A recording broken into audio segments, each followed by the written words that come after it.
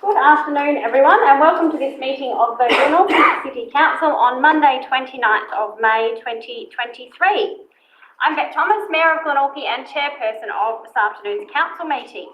Glenorchy City Council acknowledges the Palawa people, Tasmanian Aboriginal people, as the original owners and continuing custodians of this land on which we meet, this island, Lutruwita, Tasmania. We respect and recognise the Palawa's survival and continual connection with the country spanning more than 60,000 years. Joining me here in Council Chambers this afternoon is Deputy Mayor Sue Hickey, Alderman Jan Dunsby, Councillor Molly Kendall, Councillor Harry Quick, Alderman Russell Yaxley, Alderman Josh Cockshut, Alderman Stuart Slade and Alderman Stephen King, and Council's General Manager Tony McMullen. Also joining us are our Directors and Executive Director Stakeholder Engagement and a number of Council officers as well, and we have a pretty packed public gallery, so welcome to everyone joining us in the public gallery this afternoon and welcome to everyone joining us via our live stream online as well. Before we open our agenda, I take this opportunity to make a statement about workplace health and safety. Glenorchy City Council takes workplace health and safety seriously, and this includes physical and psychological safety. We have a duty to ensure a safe workplace is provided for our employees, elected members, contractors, volunteers and members of the public who may be present at Council's workplaces. Council meetings form part of Council's workplace and it's expected that everyone who attends Council meetings will behave in a polite and respectful manner. Council has endorsed a statement of intent setting out how we as elected members have agreed to conduct ourselves in representing the people of Glenorchy. In accordance with this, any disagreement should be expressed respectfully, remembering both during debate and in decision making that we are elected to represent and serve the best interests of the people of Glenorchy and make our city the best it can be. Finally, I note the open section of this meeting is being live streamed and an audio-visual recording of the meeting will occur in accordance with Council's recording of Council meetings policy. Members of the public are not permitted to make their own audio-visual recordings of Council meetings. We have 31 items on our agenda this afternoon, and agenda item 1 is apologies. We haven't received any apologies, although I note for the minutes that Alderman Sims is absent from the meeting. Item 2 is confirmation of minutes of the open meeting. Do I have someone to move a motion that the minutes of the Council meeting held on 26th of April 2023 be confirmed? Thank you, Alderman Slade. Someone to second? Alderman King. Any discussion, Alderman Slade? No, I'm happy with their presentation. Thank you. Any discussion of the minutes? I'll put the motion. Please raise your hand if you're for. Carried unanimously. Item 3 is announcements by the Chair. I'd just like to make 2 brief announcements this afternoon. One, noting the sad passing earlier this month of John Radcliffe OAM, who was a former Glenorchy Citizen of the Year. Mr Radcliffe was very well known and respected across the Glenorchy community and will be sadly missed. Also, last week, Glenorchy City Council celebrated our Community and Volunteer Awards at the MyState Bank Arena on Thursday evening. It was a wonderful celebration recognising the contribution of our volunteers across the community and also awarding our Citizen of the Year, Senior Citizen of the Year, Local Hero, Young Citizen of the Year and Business Person and Sports Person of the Year. So we are pleased to have made those announcements. Lucy Baker was our Citizen of the Year, announced as our Citizen of the Year. Corey Bartle, our Senior Citizen of the Year. Mr John Shoebridge, our Local Hero. Emily Gomez, our Young Citizen of the Year. Belle Parker, our Business Person of the Year, and Ariel Cannell, our Sports Achiever of the Year. So congratulations to all of the nominees and award winners, and thank you to our volunteers who we recognise through the ceremony as well. Item 4 is pecuniary interest notification. Do any elected members or staff present have any pecuniary interest to note? Yeah, I have an interest in items 10 and 11. Items 10 and 11. Thank you, Alderman Slade. And I declare an interest in item 18. Any other interest to declare? No? Okay. Moving on then to item 5, response to previous public questions taken on notice. We have a number of questions taken on notice from Ms Janice Bryan from Montrose, and the answers are included in the agenda papers there. We did receive, so that's that. Sorry, moving on to item 6, public question time. We did receive some questions on notice for this afternoon's public question time as well. Given the number of members of the public joining us, I'm sure there are a few questions as well. So I'll just briefly note the rules for public question time. The council meeting is a formal meeting of the elected members, chaired by myself as Mayor. Public question time is an opportunity for members of the community to ask council representatives about the matters that affect ratepayers and residents. Question time is for asking questions, not making statements. Brief explanations of the background to questions may be given for context, but comments or statements about council's activities are otherwise not permitted. I may permit follow-up questions at my discretion, however, answers to questions are not to be debated with council. I may refuse to answer a question or direct someone to stop speaking if I decide the question is not appropriate or not in accordance with these rules. I also have discretion to extend public question time if necessary. So we allocate 15 minutes for public question time to start with. We received some questions on notice from Mr. Maurice Malone of West Moona, and as they aren't included in the agenda, I will read those out as well as the answers. Question 1, what is the rationale for fully fenced playgrounds that are not equipped with accommodating gates, such as Keats Reserve? The answer is boundary fences between parks and roads reduce the likelihood of incidents and give adults some comfort when supervising. They also act as a vehicle barrier and contain balls. The Keats Reserve pathway is used as a regular thoroughfare, therefore it's virtually impossible for people in wheelchairs to reach locks on gates. A self-closing gate wasn't considered in this instance, and this is consistent with current advice from Play Australia. Question 2, does council believe the fencing at Apple Street Reserve is adequate, considering this playground is adjacent to a highway? Council acknowledges the concern here. Contracts are currently out for pricing to replace this fence with a higher safety fence, 1.2 metres high, with the inclusion of a self-closing gate. The gate will be self-opening inwards to the park, so if a child seeks to escape the park, they will have to pull the gate in and step back, giving a supervisor more time to respond. Question 3. For Apple Street Reserve and Kendall Street Reserve, both of which are adjacent to a highway, would council consider at least installing self-closing gates for increased safety? The answer is Apple Street fencing and gates is currently being coordinated, as I just outlined. And Kendall Street Reserve fencing with a self-closing gate isn't currently on our list of priorities. However, we will consider factoring into upcoming budgets. The future planning for Kendall Reserve is for the removal of the play equipment and replacement with park seats and gardens to encourage passive recreation, as is outlined in Council's play space strategy. Thank you, Mr. Malone, for those questions. We received 2 questions on notice from Mr. Paul Campton. Council is now considering granting to the owners of 8 to 10 Main Road the effectively exclusive use of nearly 100 square metres of Crown land, zoned residential, at 12 Main Road for access to their land for a currently prohibited use. Given the price of 8 to 10 Main Road when last sold was $700 per square metre, and the asking price per square metre is now $2,000 per square metre, this access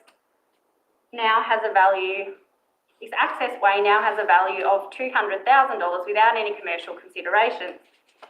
Whilst highly beneficial to the landowners, what benefits would ratepayers and residents gain from this action? And the answer is that landowner consent for the use of this portion of council land has not yet been determined.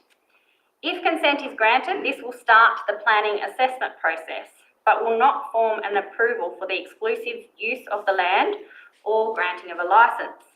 As such, a potential licence or proposed fee for the land has not yet been considered.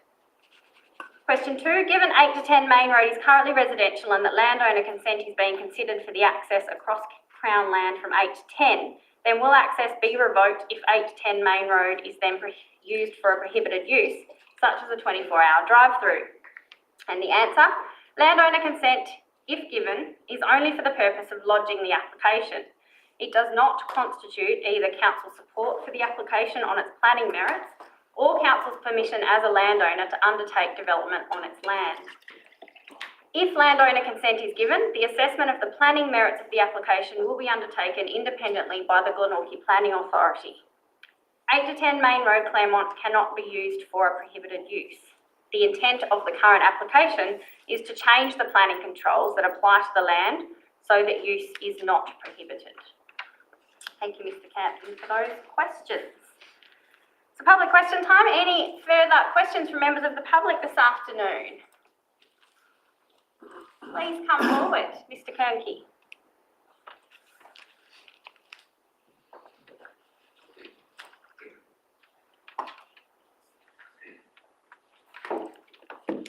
Thank you, Mayor. My question this afternoon relates to conflict of interest. Now, I'll have to give a little bit of background for it to make sense, if you don't mind.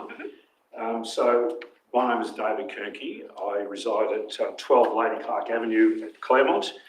I represent the local Claremont residents who are gravely concerned about McDonald's Australia's development application, seeking to have a 24-hour drive-through facility established in a residential precinct on an inner residential zone of land at 8 to 10 Main Road, Claremont. So it's a prohibited use on land strategically designated by the council for housing, and which it currently has a DA for housing. Now, 8 to 10 Main Road is owned by a company called 8 MLC Proprietary Limited. The directors of the company are Nicholas Lambrascus and also Peter James Barrett. So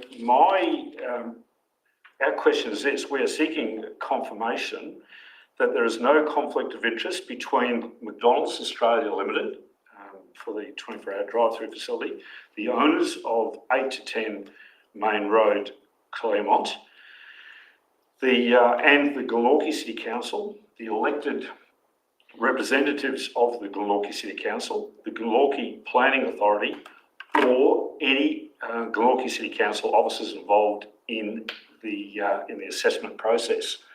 Are you able to confirm whether any conflict of interest does exist, or are you able to advise in due course? Absolutely, we'll take that one on notice.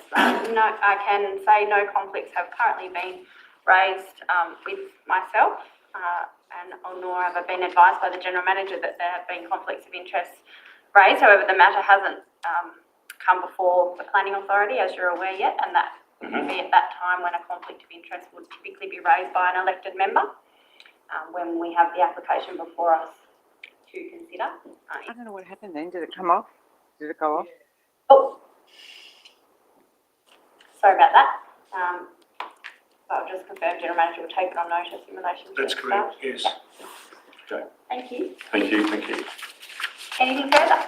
No, that's it. No? Okay. Thanks very much. Okay.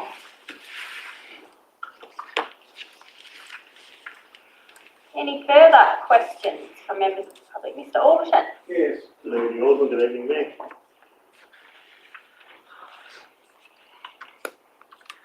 Trust you well, so you've got the face mask on. Oh yes, my husband has COVID, sadly. Oh dear. I'd like to ask a series of questions. This has come out of my involvement with the community engagement working group.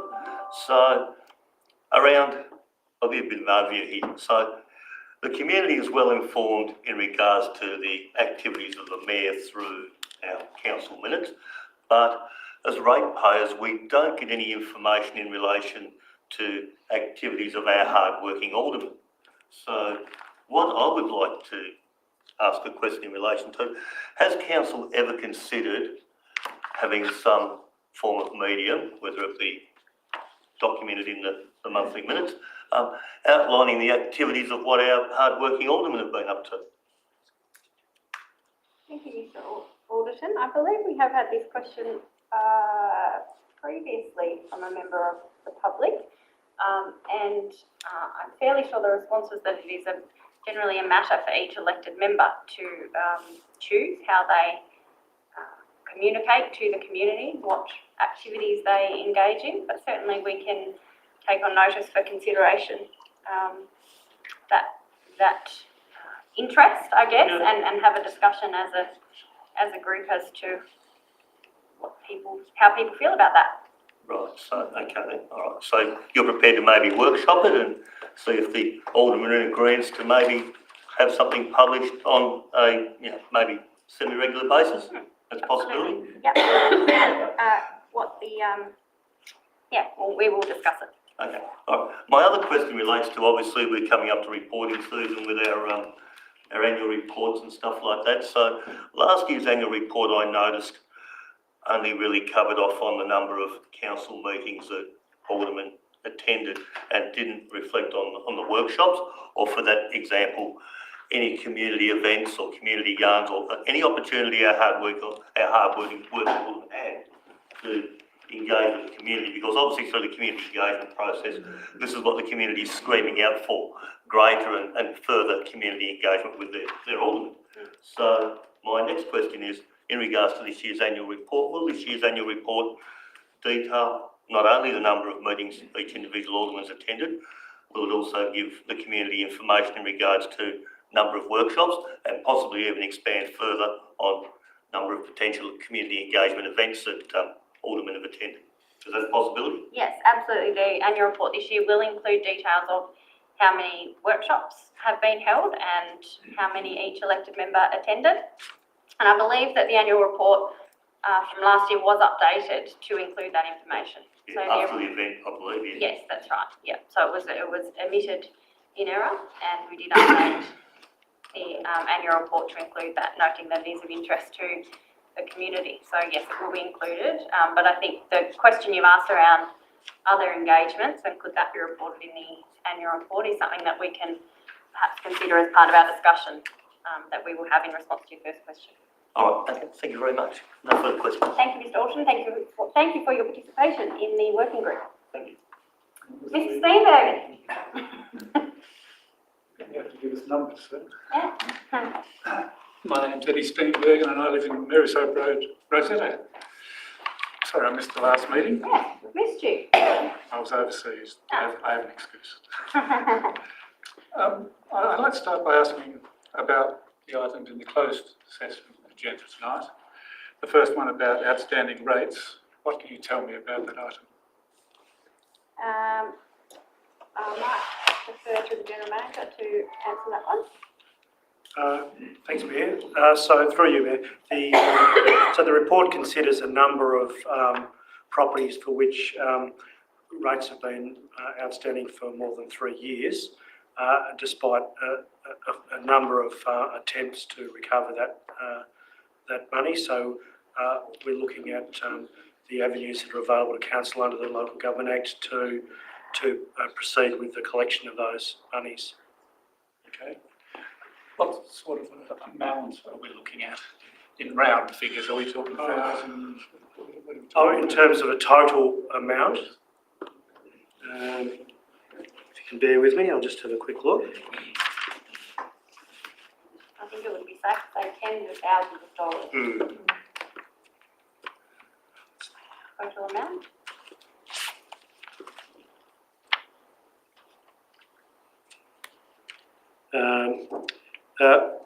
$127,000 approximately. And finally, how does that compare to recent years? Is that a particularly high amount?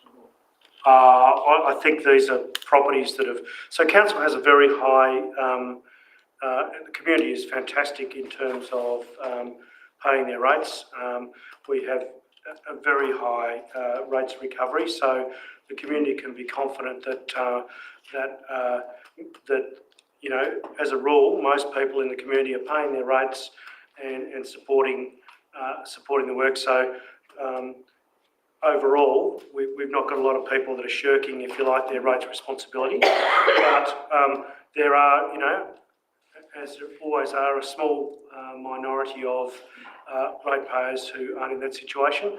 But a number of the properties that we're looking at today involve things like deceased estates, things like that, where perhaps the ownership might be becoming a bit murky, or properties that have been vacant for a long time, and where council, despite numerous attempts to contact the owners, have been unsuccessful. And we're hoping that by taking the process that's outlined in the Act, we can, if you like, bring those people to the table and get those issues resolved. I also might add that the Act, I'm fairly certain, requires The power can only be used for properties where rates have been outstanding for 3 years or more. So it's not, yeah. Does that help answer your question? Yes, thank you. The second item in the closed session is about McGill Rise. What can you tell me about that item? Yes. Chairman? Through you, Mayor.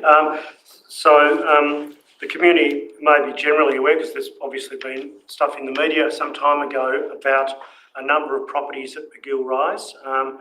Council had issued a number of vacation notices effectively because there were concerns at the safety of a number of properties there. So those vacancies or those vacations occurred as a result of that. We're now left in a situation where we have vacant properties that are owned often by interstate parties, and I think there are some.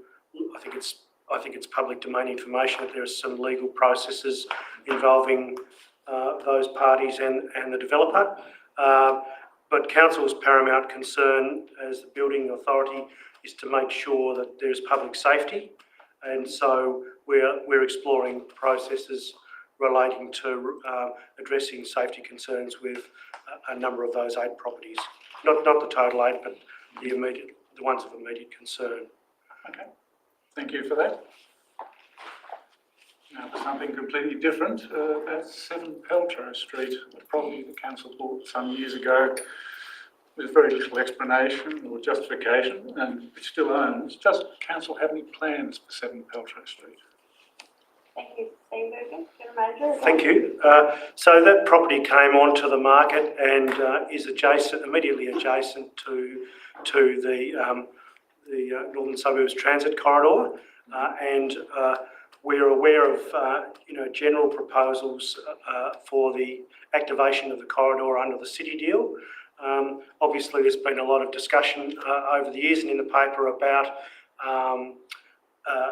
light rail proposals. It seems the state government is keen on, at this stage, bus rapid transit along the corridor.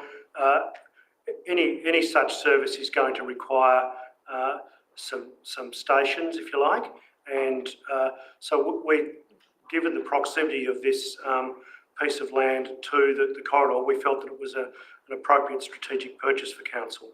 So we're essentially holding on to that land, given its proximity to both the Glenorchy Centre and the Northern Suburbs Transit Corridor. Essentially because it creates an opportunity. Yes, we don't, at this stage, we don't know precisely what Department of State Growth has in mind in terms of the design of stations along the corridor, but given its location, we felt it was an appropriate opportunity to purchase the land, because it's better to have it now rather than have to purchase it under duress at a later date. Thank you for that. In the Mercury, about a week ago, there was an article about a budget submission from the 4 Greater Hobart mayors to the state government, which includes some interesting items. It mentioned, for example, $500,000 to make the transport corridor development ready. Does council have plans? What will council do if it actually received that $500,000? Thank you, Mr. Steve Bergen. The General Manager has been involved in the working group who is seeking the funding to do this piece of work, and so he will be able to explain better than I, but my understanding is really it's about actually investigating what services essentially are needed along the corridor to make it suitable for higher density development. That's right, Mayor. So the council is a signatory to the Hobart City deal, which includes the other inner metropolitan councils plus the state and federal governments, and the activation of the Northern Suburbs Transit Corridor between 5 and 10 years of when that was signed in February 2019 was a commitment under the city deal. In terms of the physical commitment that's been made in terms of funds, there was an initial amount of $25 million that the federal government made available, and I think a subsequent 13.5 million. That money cannot be spent on anything other than infrastructure works, as we understand it. So the aim of this $500,000 is to progress with investigations, as the Mayor said, to look at what development goes along the corridor, either side of the rail line or the former rail line, depending on which way, what ends up happening in terms of transit mode. So the idea is that there would be greater densification along that corridor as an urban renewal approach. But there's a lot of planning work to be done to look at whether the services are adequate, where should the development go, that sort of thing, and what should that development look like. So we're actually in a steering committee with Hobart City Council and the Department of State Growth, which is probably only kicked off in recent months, and we're waiting on, the outcome of that to understand when. We'll have a meeting program shortly to start looking at the use of that money. So a project brief is being developed at the moment to explore the process. Essentially, there's quite a lot of planning processes, as you'd understand, to work through to identify where is suitable for development and how we move to that. Okay, thank you. Would it be fair to call that a structure plan? Is that what we're talking about here? Yeah, structure, throwing different words around, structure plan, master plan, it's something like that. The broad, I think structure plan is probably the best term for it. And ultimately, won't we need to end up with a situation where we have provisions in our planning scheme that support an increase in density along the corridor, so that more people have access to better transport. Okay, thank you. Another item mentioned in the article was $5 million to make bus stops accessible. Historically, councils had a lot of trouble, I use the word bickering, with Metro Tasmania and or State Growth arguing about funding for bus stops. But when you look at council has, while it spends money on roads, potholes, fixing potholes, and looks after the drivers very well, it has historically spent virtually nothing for bus travellers. So isn't it about time council considered actually spending some of its money on looking after the bus travellers of Glenorchy? It's a bit of a rhetorical question, but I don't think it's fair to say council has spent nothing on bus stop infrastructure. We certainly have spent a lot of money replacing damaged infrastructure in the bus mall just outside here, and we have done bits and pieces at other bus stops throughout the municipality. But you're right, the ownership fiasco continues. There is no agreed position between the state and local governments on ownership of bus stop infrastructure. Bus stop infrastructure is not on council's asset register, so we don't consider it that we own and maintain infrastructure. So we continue to have those conversations with the state government about this. We would be happy to come to some sort of agreement with the state government on how bus stops are to be maintained, but at this point in time that sort of remains in limbo. But I couldn't tell you how much we've spent, but we certainly have spent some money on bus stop infrastructure. General Manager? So through you, Mayor, yes, the situation is there is a lack of agreement between the state government and the local government sector across the state about who owns bus stops. The situation certainly in Hobart is that Metro and the former Metropolitan Transport Trust installed bus stops for years and years and years. So what's changed is that the Department of State Growth has looked to change the contract for bus services so that the bus operators have a clean service contract. You shall deliver services on X routes on time, that sort of thing. And so my take on it is that they've excised the whole bus stop infrastructure thing. They've assumed it away, excised it from that contract, and that's why we're now being told that councils have suddenly become the owners of bus stops. Now, this has been something that has been disagreed with for over a decade, and as the Mayor says, ultimately it comes down to a discussion between the state and local government sector about who owns them and who pays for them. So I think we've certainly gone back recently and said we're quite happy to take over that role in Glenorchy on a fee-for-service basis. But, the implications for the Glenorchy community are suddenly there's a whole lot of assets that we would pick up that we would have to find more rates to service. That's ultimately the issue, and I guess it's does it come through rates or does it come through taxes? So it's something we're certainly working on with the state government, but it's had a bit of an impasse, I guess. Okay. I will just extend question time until 4:15. Keep my questions brief. It was great to see the skate park starting to be built at Montrose Bay, but it does raise the question of safety at the intersection, at the entrance to that whole community park. So what has council done to advocate for some form of upgrade to that intersection? Thank you, Mr. Steenbergen. I haven't had an update on our liaison with the Department of State Growth for a while, but I know we do have ongoing conversations with them about the need for upgrades to that intersection. Have you got an update in recent times, General Manager? Mayor, I'm not sure whether the director knows any of the latest on it. Through there, the last conversation that we had with the Department of State Growth is that they were investigating and had actually received a budget funding amount for traffic lights at that intersection. I think there's probably been some delays because they are looking at the transport corridor, some priority bus measures and a few other things to do with that. So I believe they're a little bit behind, but they had indicated it would be in the 23-24 financial year. So we haven't had an update on that for a little while, so we can chase that up and see. But they have made a commitment to those who put traffic lights there. Okay, so has council actually seen the proposal?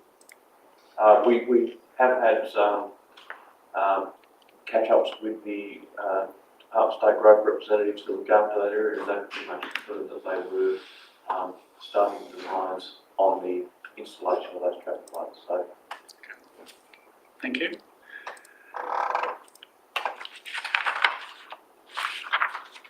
My next question is about the North Chigwell soccer ground. I mean, we're talking about over $12 million, so we're talking about a major investment. And I wonder about the long-term viability of it. Now, I understand council will continue to own the land on which the grounds are being built, and they'll be leased to Football Tasmania, the soccer club, whatever. I mean, the burning question for me is whether the rents that we're going to receive from those lessees are actually going to cover costs like maintenance or depreciation. Thank you, Mr. Steenbergen. Council subsidises a wide range of sport and recreation facilities across the municipality, and I think it'd be fair to say that no sporting club or not-for-profit organisation fully funds the maintenance and depreciation costs of any of the assets. Council considers that is something that ratepayers contribute to. Council subsidises that for the good of the community overall. We do have a lease and licensing policy and directive, and certainly in renewing leases across the municipality, we are looking at increasing rental amounts, lease amounts, to ensure that it's fair and reasonable and equitable across the lessees of our facilities, and minimises the impact on ratepayers as much as possible, while still being affordable for those not-for-profit organisations. So certainly I know that our officers have been in conversations with Metro Football Club, who currently lease the facility, And in terms of managing expectations, that it will be around a $9 million facility, will require a significantly higher lease fee to be paid. So they are aware of that. That certainly will be the case. And council officers are also working with them to look at potentially options for sharing facilities, or having a subtenant or something like that to help cover costs as well. So those discussions are taking place with the current tenant, who is Metro Football Club. Okay, thank you, I'm done. Thank you very much. Thank you, Mr. Steenbergen. Here's Brian. Janice Bryan, England Avenue, Montrose. I'll be as quick as I can. I noticed that you, on your activities list, that you met with the YMCA president. I'm just wondering if you could give the community an update on the YMCA progress. Absolutely. So the YMCA has submitted a development application to council for the redevelopment of the YMCA facility. As you're aware, the YMCA received $6 million funding from the federal government back at the 2018 election commitment.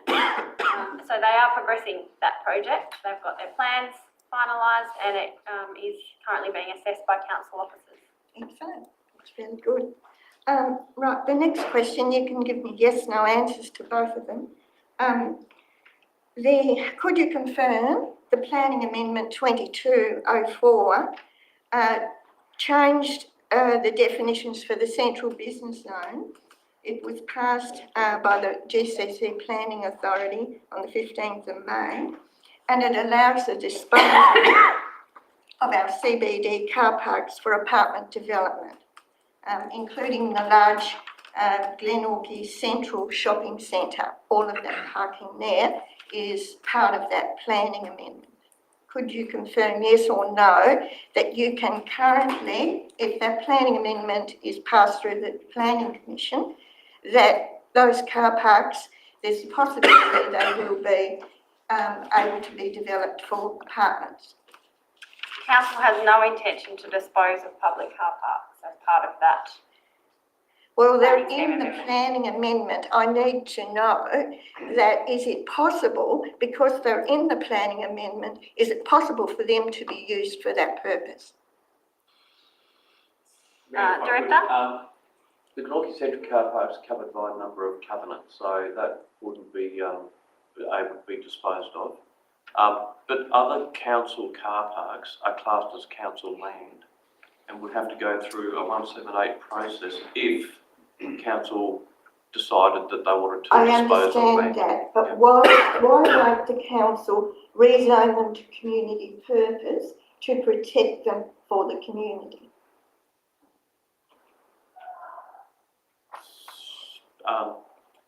I guess because the zoning's quite suitable for the location they're in. Well, why are they in that? Why are they in that planning amendment? I'm just asking, why are they in there? They are the car parks used by the community to access businesses and services in Glenorchy. Yeah, so as I said, the council has no intention of disposing of any of that land for... That doesn't answer the question. The question is it possible, because they're in the planning amendment, that they can be used for apartment development? That's clear and simple. Ben, I'm just wondering whether it might be worth taking that one on notice and we can provide a detailed response.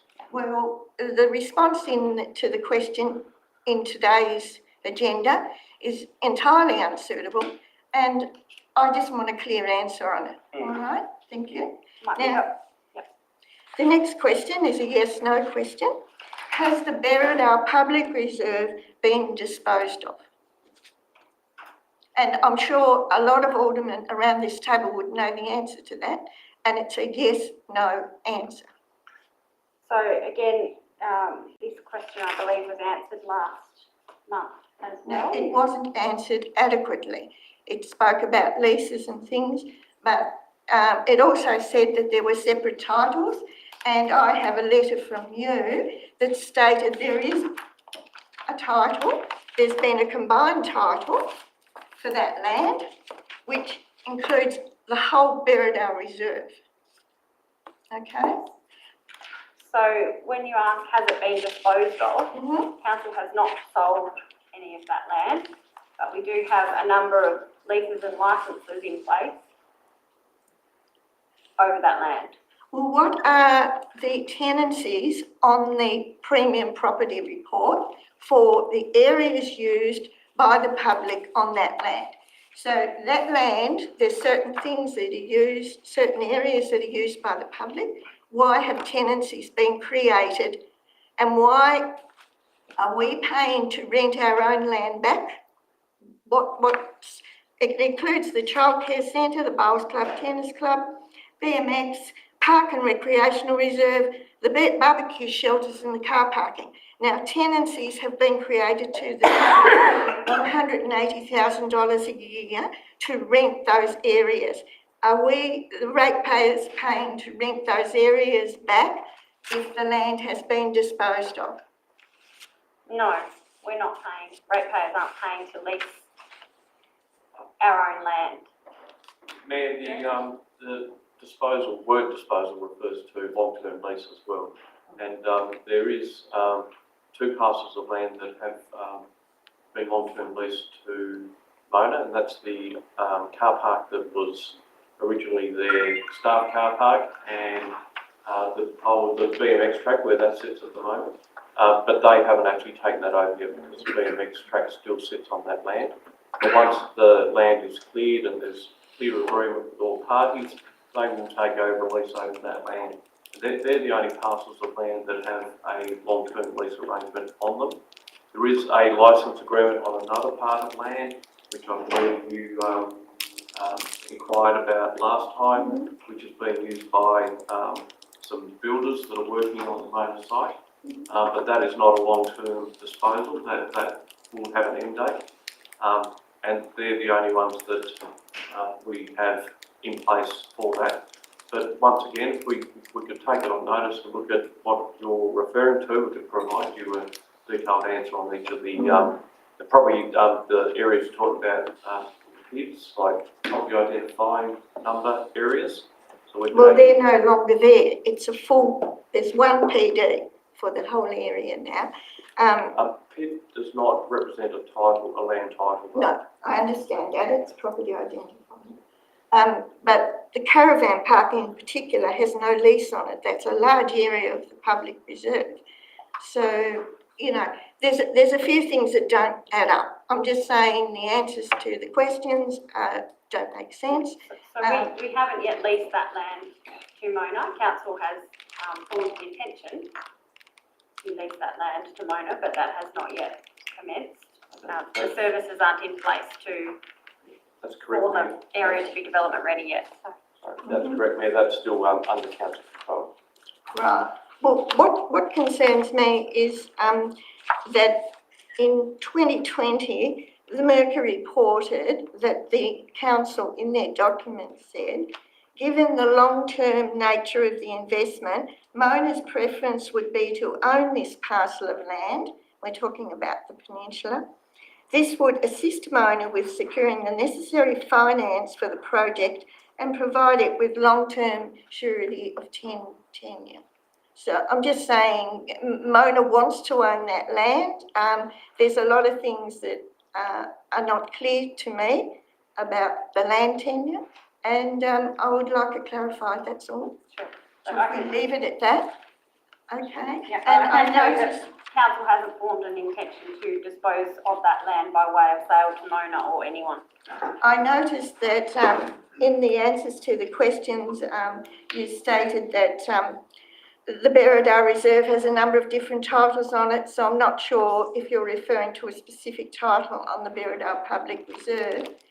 And yet, in July last year, you confirmed to me in writing that all titles had been combined into one PID, and you quoted the number. The letter states, the removal of the previous PIDs was done by the Office of the Valuer General without the knowledge of the Council. Why did the Valuer General combine all the titles for the public reserve into one title? So we'll leave it at that, and you could provide me with some questions, or I'll come back again and ask. Yeah, I'm happy to clarify that, and if that was an error on my part, then I'm happy for that to be clarified. Mayor, just for clarity, it's not unusual for land titles that are owned by the same owner to be included in one PIN, a property identifying number. So if what it does is it just groups the individual titles together under one identifier, but they still are individual titles. I understand that, but when they're leased, how do you manage the leases? Because they're on individual PIDs and you could effectively manage the leases. So putting it into one title, it takes that ability away. Mayor, we can actually determine boundaries for a lease without having to follow a title boundary or a PID boundary. So they can be lines on maps that identify the lease area of land, not necessarily restricted to just title boundaries. That would be more difficult, but yes, I agree. All right, we'll leave it at that. Okay, thank you, Ms. Bryan. Thank you. Mr. College. I will extend public question time for another 10 minutes, but we do have a very large agenda, so that will be the end. Thank you, Mayor. My name is Rob College, and I live in the area of the proposed McDonald's restaurant at Claremont. Regarding the discussion between council ratepayers and McDonald's over the last couple of months, re the use of 8 to 10 Main Road, Claremont for the illegal use by McDonald's as a 24-hour restaurant, and the protest by the local residents, how many councillors have actually been to the site or spoken to local residents to use for themselves, to see for themselves what the problems and concerns of residents are? Thank you, Mr. College. I know certainly elected members have received correspondence from a number of community members on this matter, and it is a matter for elected members to choose how they respond, whether that be by way of letter or phone call or email or visit. So I know I've had a conversation with quite a number of community members about the matter, and I certainly am aware of the locality and have been to the site, but it would be a question for each individual elected member. Apart from yourself, how many others have actually been out and seen the problems we have? We're aware of the property. We get detailed reports on it. We all drive and live I around realise it. that. But this council doesn't encourage aldermen to actually get involved in things like this. It's different to what it was at Hobart City Council, where we used to accept representations. But I've found that in this particular case, it's a little overheated because it isn't even an application at the moment. So it's unfortunate. We do empathise with you. Each and every person around this council does, but this is a matter of process, and that is where we have to be very careful that we don't overstep the boundaries, because we wear two hats. One, and I'm not on the planning authority. Sorry, Sue, but I disagree with you on that. Well, you can disagree. Unless the respectfully. councillors actually go out and see the site, they don't have to create a fuss.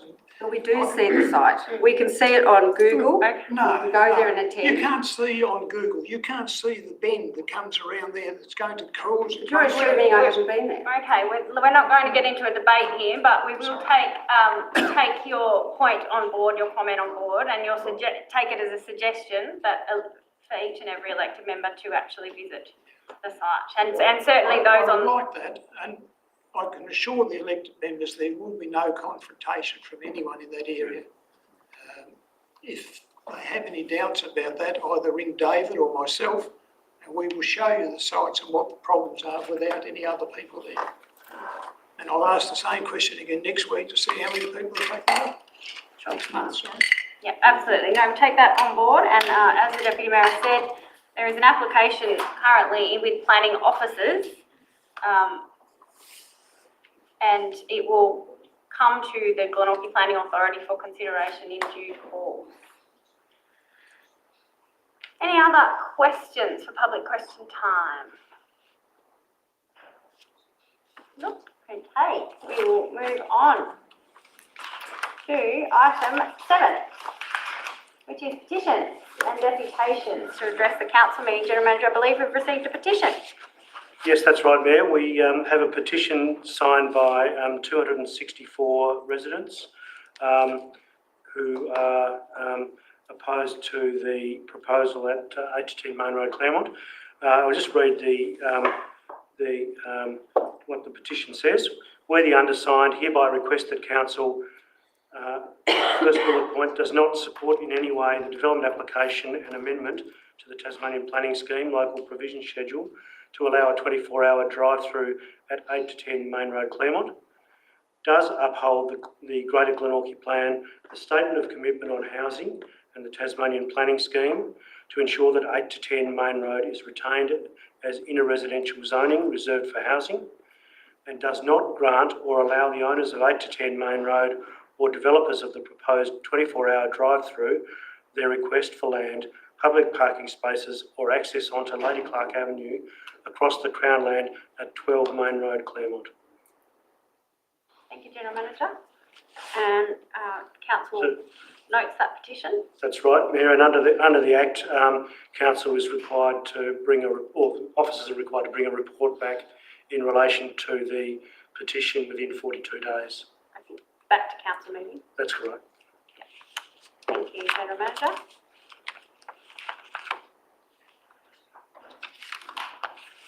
Item 8, activities of the Mayor.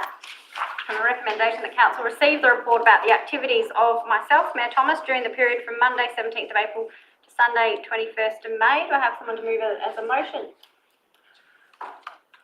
Alderman King, someone to second? Alderman Slade. Alderman King, any discussion? Another busy month, Mayor, but I would like to make a point, as I recall, and correct me if I'm wrong, please, you're not even obliged to something the previous Mayor chose to do, and so this is not necessarily a part of council process. Yeah, it's certainly not a statutory requirement under the Local Government Act, but it's something that I am happy to do. But nevertheless, it is a choice on your part. So, no, as I say, as usual, busy month, and I'm sure if anyone else has got any questions, they'll ask them. Thank you, Alderman King. Any further discussion? Councillor Kendall. Yes, I was curious about your meeting with Chris and Christine from Southern Waste Solutions and the subsequent visit to Copping Landfill. Thank you. It really was a meet and greet. I hadn't met the chair of Southern Waste Solutions previously, so it was really just to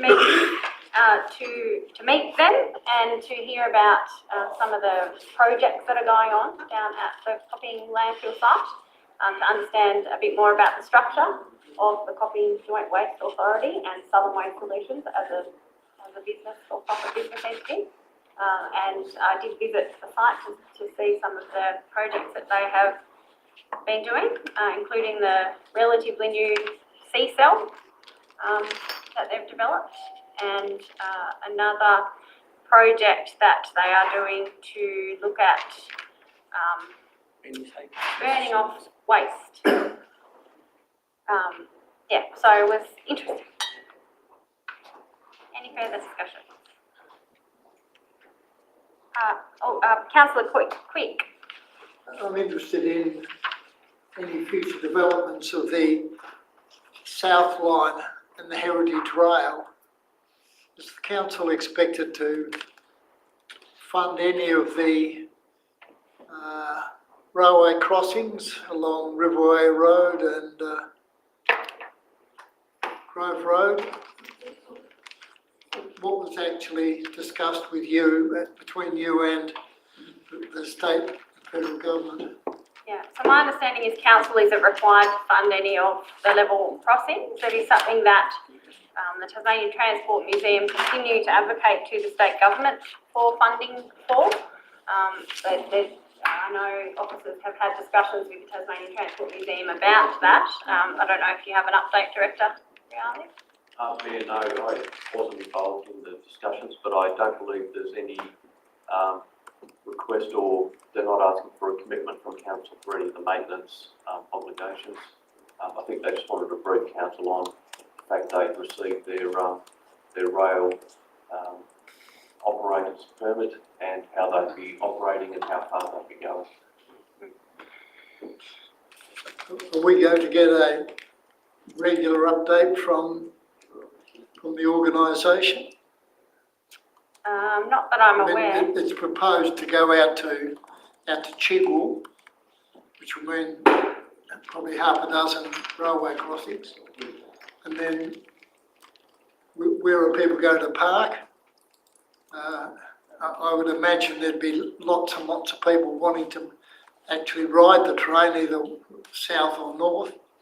And it'd be good for the organisation to liaise with someone on the council to give us a regular update. So when people ask us, you know, when is it all going to happen?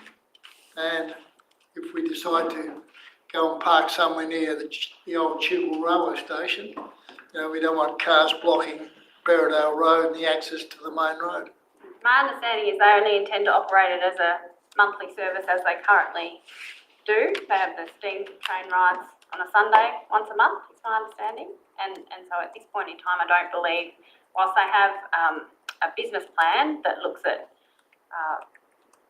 you know, what they would like to do down the track, they haven't got funding for any of that at the moment, and nor is there funding allocated for level crossings. So it is I guess a dream for the organisation, but they're not quite there yet. But they certainly will keep council informed at the officer level. They also do put out a newsletter with updates on their activities, and they do advertise on social media, I believe, as well, of what they're up to with their scheduled rides. But from my understanding is they are still just going to continue the monthly rides that they have now. The only big thing that's changed is they are now the rail network operator for that section of line. So Tasrail have actually given them permission to operate it themselves without having to operate under a permit with Tasrail. Thank you. Any further discussion? Alderman Dunsby. Yes, I'm just wondering if you could update us, please, on your meeting with Kieran Nylander, Tom Cooper and Glenn Elders. Absolutely. So, which one was it? Beam? Neuron. I get them mixed up. Beam. Sorry. Thank you. So Beam Scooter Co. Wanted to meet with myself and the Acting General Manager to talk about a proposal for scooters along the cycleway from Hobart out to Mona. So we recommended they put a proposal to council to consider. Thank you. Any further discussion? Close. Yes. Just through you, Meg, you know, other councils, are you aware, do they do the same sort of reporting that you do, or is it just us? I do know that some other mayors do a similar sort of report. They do that in Hobart? I think the Lord Mayor has a running information on the website about her activities. And again, that's voluntary? Yep. Yes. No, that's fine, thank you. I'll put the motion to the vote. Please raise your hand if you're for. Carried unanimously. Item 9, disposal of council land at 23A Norman Circle, Glenorchy. We have 2 recommendations that council, having considered the objections lodged following public notification of its intention to dispose of the land at 23A Norman Circle, Glenorchy, resolve under section 178 of the Local Government Act to proceed with the disposal of the land after either A, no appeal is instituted during the period available to objectors for making appeals, or B, if an appeal is instituted, the discontinuation or dismissal of that appeal, and 2, serve notice in writing of its decision and the applicable appeal rights upon all objectors within 7 days of its decision. Do I have someone to move that recommendation? Deputy Mayor, someone to second? Alderman King, Deputy Mayor. I think this is a good outcome for the council. Many of the elected representatives attended Carity today and saw the good work that has taken place for the benefit of all members of the community. Just to clarify, so we are on 23A Norman Circle, not Rothsay Circle. Yes, You've jumped ahead. Yeah. Yep. You still happy to move that? Otherwise I will. Yeah, you move it. I'll second it. Sorry, so just point of clarification then you... Yes, I just need to find my spot. It's jumped on the computer. Okay. That's okay. Well, good. So you would like to move it now? I would like to, but I'll do it. You will? Okay. Over to you to open debate then. Thank you. Yeah, look, I think this is fairly straightforward, as you said, as you read out. If there's no appeal to institute during the period, or if an appeal is instituted, discontinuation or dismissal of the appeal, serve notice in writing of the applicable appeal rights upon all the objections within 7 days of the decision. We've talked about as a council trying to create and open up more land for housing, and this area is very suitable for that from my perspective. I appreciate those people who use that land currently for dog walking and other recreational purposes, but again, there is a very large parcel of land in the not Tolosa Street, Chapel Street, thank you, area for the same purpose, and it's not far away. I think this will potentially, whenever we can get builders and materials, allow for somewhere reasonable for housing to be constructed, given that it goes through to the next part. Thank you, Alderman King. Any further discussion? Question. Alderman Dunsby. Just through you to the General Manager and probably through to the Director, at what stage does this parcel of land, would there be the size that it would have to still have some green space left in it? Like we've seen, for instance, at Whitestone Point, that there are areas of there that have been left for green space and parks and open space. Is there a measure where it says once a piece of land for development is a certain size that there has to be any requirements?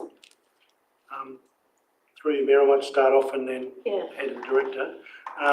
So under the Tasmanian subdivision legislation, there is a kind of a general rule of thumb of 5% open space, and that can be either taken as land or as cash in lieu. Other than that, there isn't really any other general guidance around it. In relation to this land, I understand the boundary follows the creek, and I think there's going to be some retention of open space along the creek, but I might hand to the Director for more detail on that. Thank you, Mayor. The open space requirement, as the General Manager stated, apart from that 5% general rule, that there is no other minimum requirement, and given that the council has had this as land that's been zoned general residential, but I guess it sort of sat there as open space. There's no minimum amount where we have to retain any of this land for open space. However, naturally there is a boundary line that follows the creek line, which we are retaining, and it's wide enough for a pathway, so it'll form like a natural walking track that will have natural features around it. And that has been, I guess, quite deliberate to make sure we do retain some,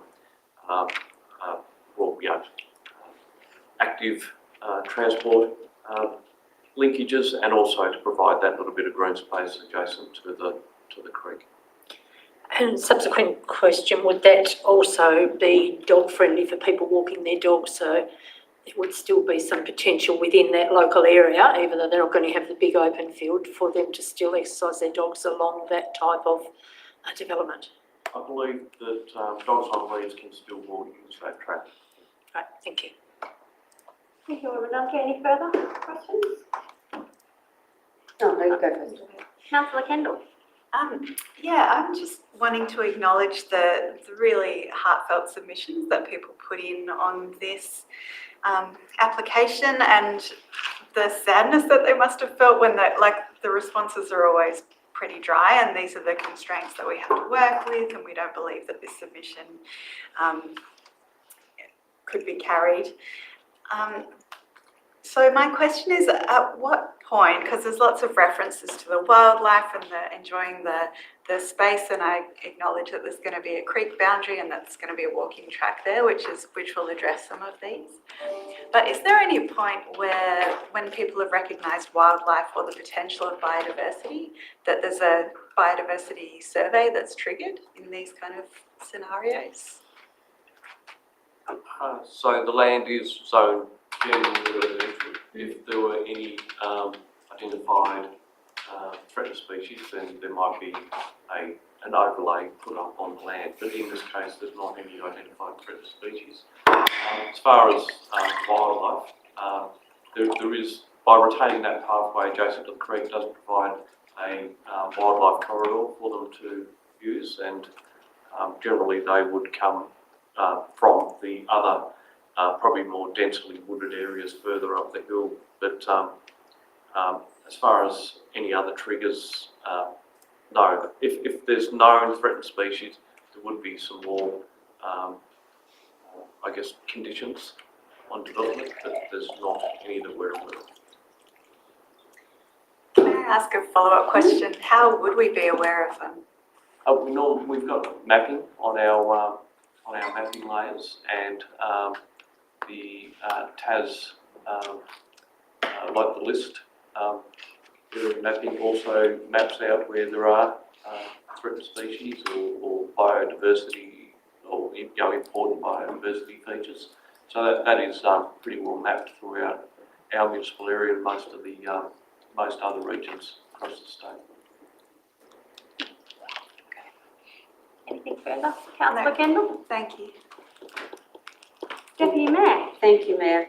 I think this sort of signifies that one of the difficult decisions that people, elected officials, have to resolve, and that is trying to balance the needs of a community with people who don't want their community to change or feel a certain ownership, which is lovely, that they feel a real attachment to a specific part of the land owned by this municipality or within the boundaries of this municipality.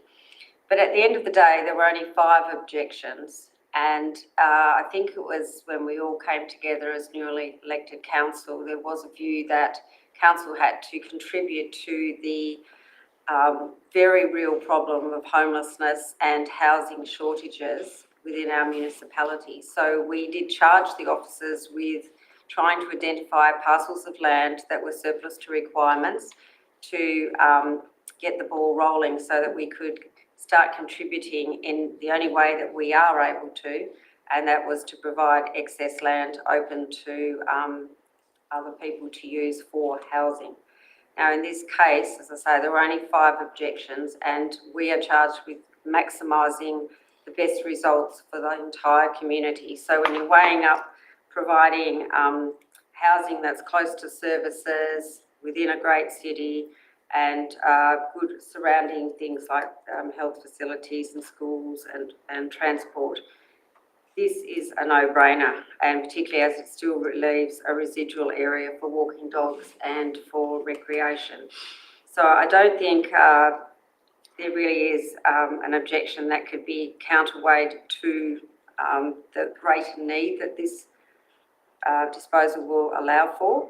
However, having said that, the system allows for due process, so there are still higher courts that this can be taken through, or higher processes to challenge our judgment.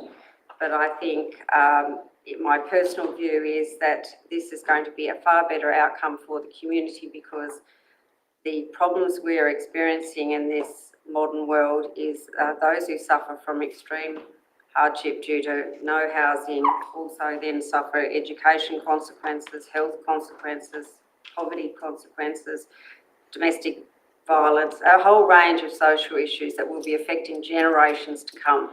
So this process, this particular one, actually has my wholehearted support.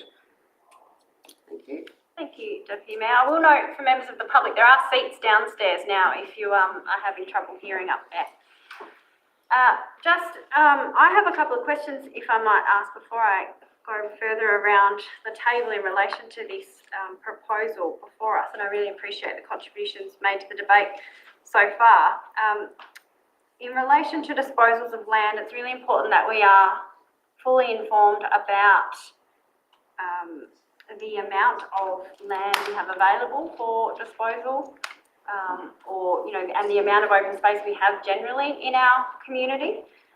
So I'm interested, we're talking here about 2.66 hectares of land. What percentage of council-owned land does this represent? And has it always been zoned general residential, or was it once open space? And does our open space strategy identify it as being surplus to need? They are my first three questions. Director or manager? Mayor, what percentage it represents, I don't have that data, and we don't hold that data. That also would be a data set we'd have to produce. But in the body of the report, we've actually pointed to other recreational land bodies that are nearby, Cardiff Reserve and the Chapel Street Dog Park. They're probably the two main ones, but there'd be other smaller parcels in that region as well that we haven't pointed out because the people who wrote in with their concerns live nearby those two parks. So in future land disposals, we could actually point out what other public land is available in that vicinity. And I guess we could develop that data set to see what percentage of that land is represented by a suburb, but that will take a bit of work to do. Sure. Thank you. I guess my concern is, how do we know if we're disposing of a particular parcel of land without that context? How do we know whether we are disposing of the last bit of land council owns or not? You know, and that's the important consideration for me. So I do, whilst I'm supportive of the intention here, in making, these are quite significant decisions to dispose of community-owned land, and that, I think that context is important. And I know we do have an open space strategy that did identify particular parcels of land that are surplus to use. It dates back to 2015 now. I had a number of recommendations in it, but I believe it did also point to specific parcels of land. So do you know if this was identified as surplus to use in that strategy? I didn't revisit it in detail to look. I'm not certain whether it does. It's quite an old strategy though, so I guess we've in many ways sort of moved on from relying on the recommendation or the property lists that we within that strategy. So I guess we've all the council properties that we have and use the guidance within our policy to, I guess, assess them. Okay. I suppose I recall that was listed in that previous strategy. Yeah. So you just said that we've audited all of council-owned land to determine this, and we've got an upcoming report in the agenda also that looks at parcels of land. Primarily on the basis of land that's underutilised or appears not to have a big purpose, I guess, for council. Yeah, so it's not including like our formal parks and reserves that are developed as such. It's usually just parcels of land that might be sitting there. As you'll see in the future report coming up, a lot of them have one covenant sitting on them, which is probably why we've sat on them for so many years. But yeah, that auditing process goes through and identifies parcels of land that appear to have minimal usage to council. And then, depending on, I guess, what we're asked to do, whether it's to find potential land supply, commercial opportunities, or whatever it might be, we bring them to you to, I guess, seek that first step of investigating and to hear the community, if the community has concerns and the like, whether or not there's other land nearby.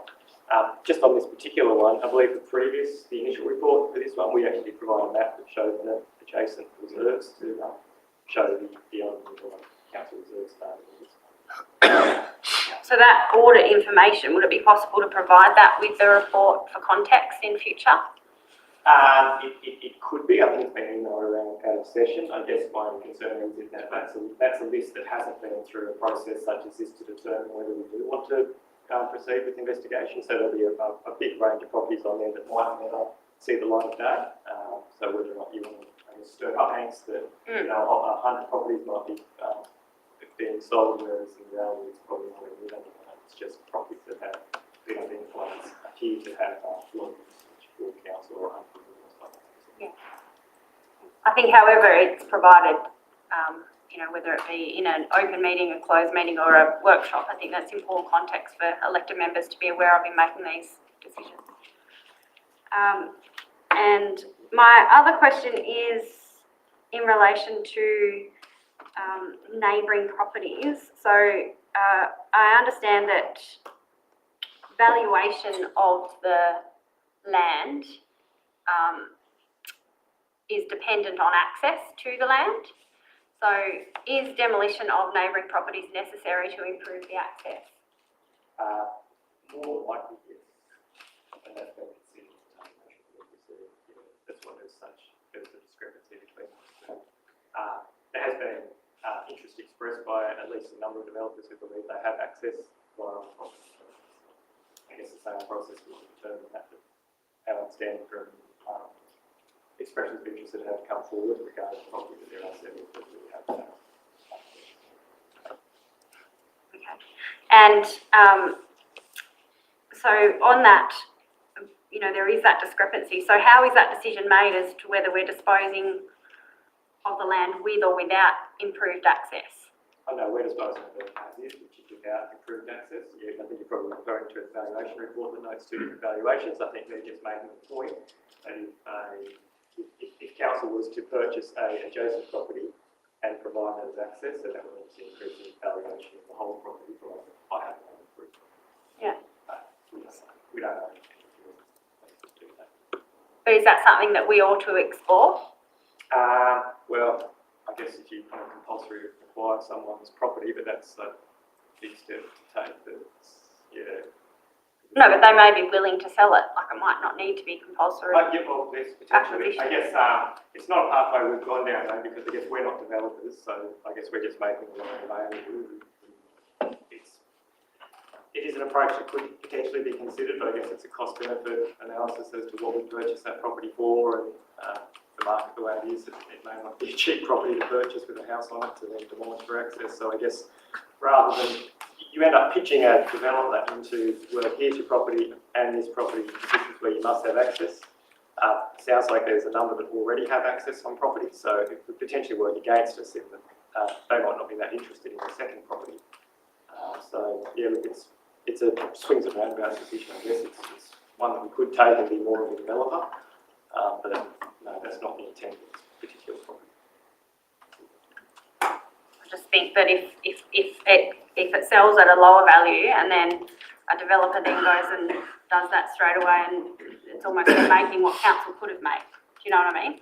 I do know what you mean, but as I said, I'm aware that at least a number of developers that have expressed interest have already got that access.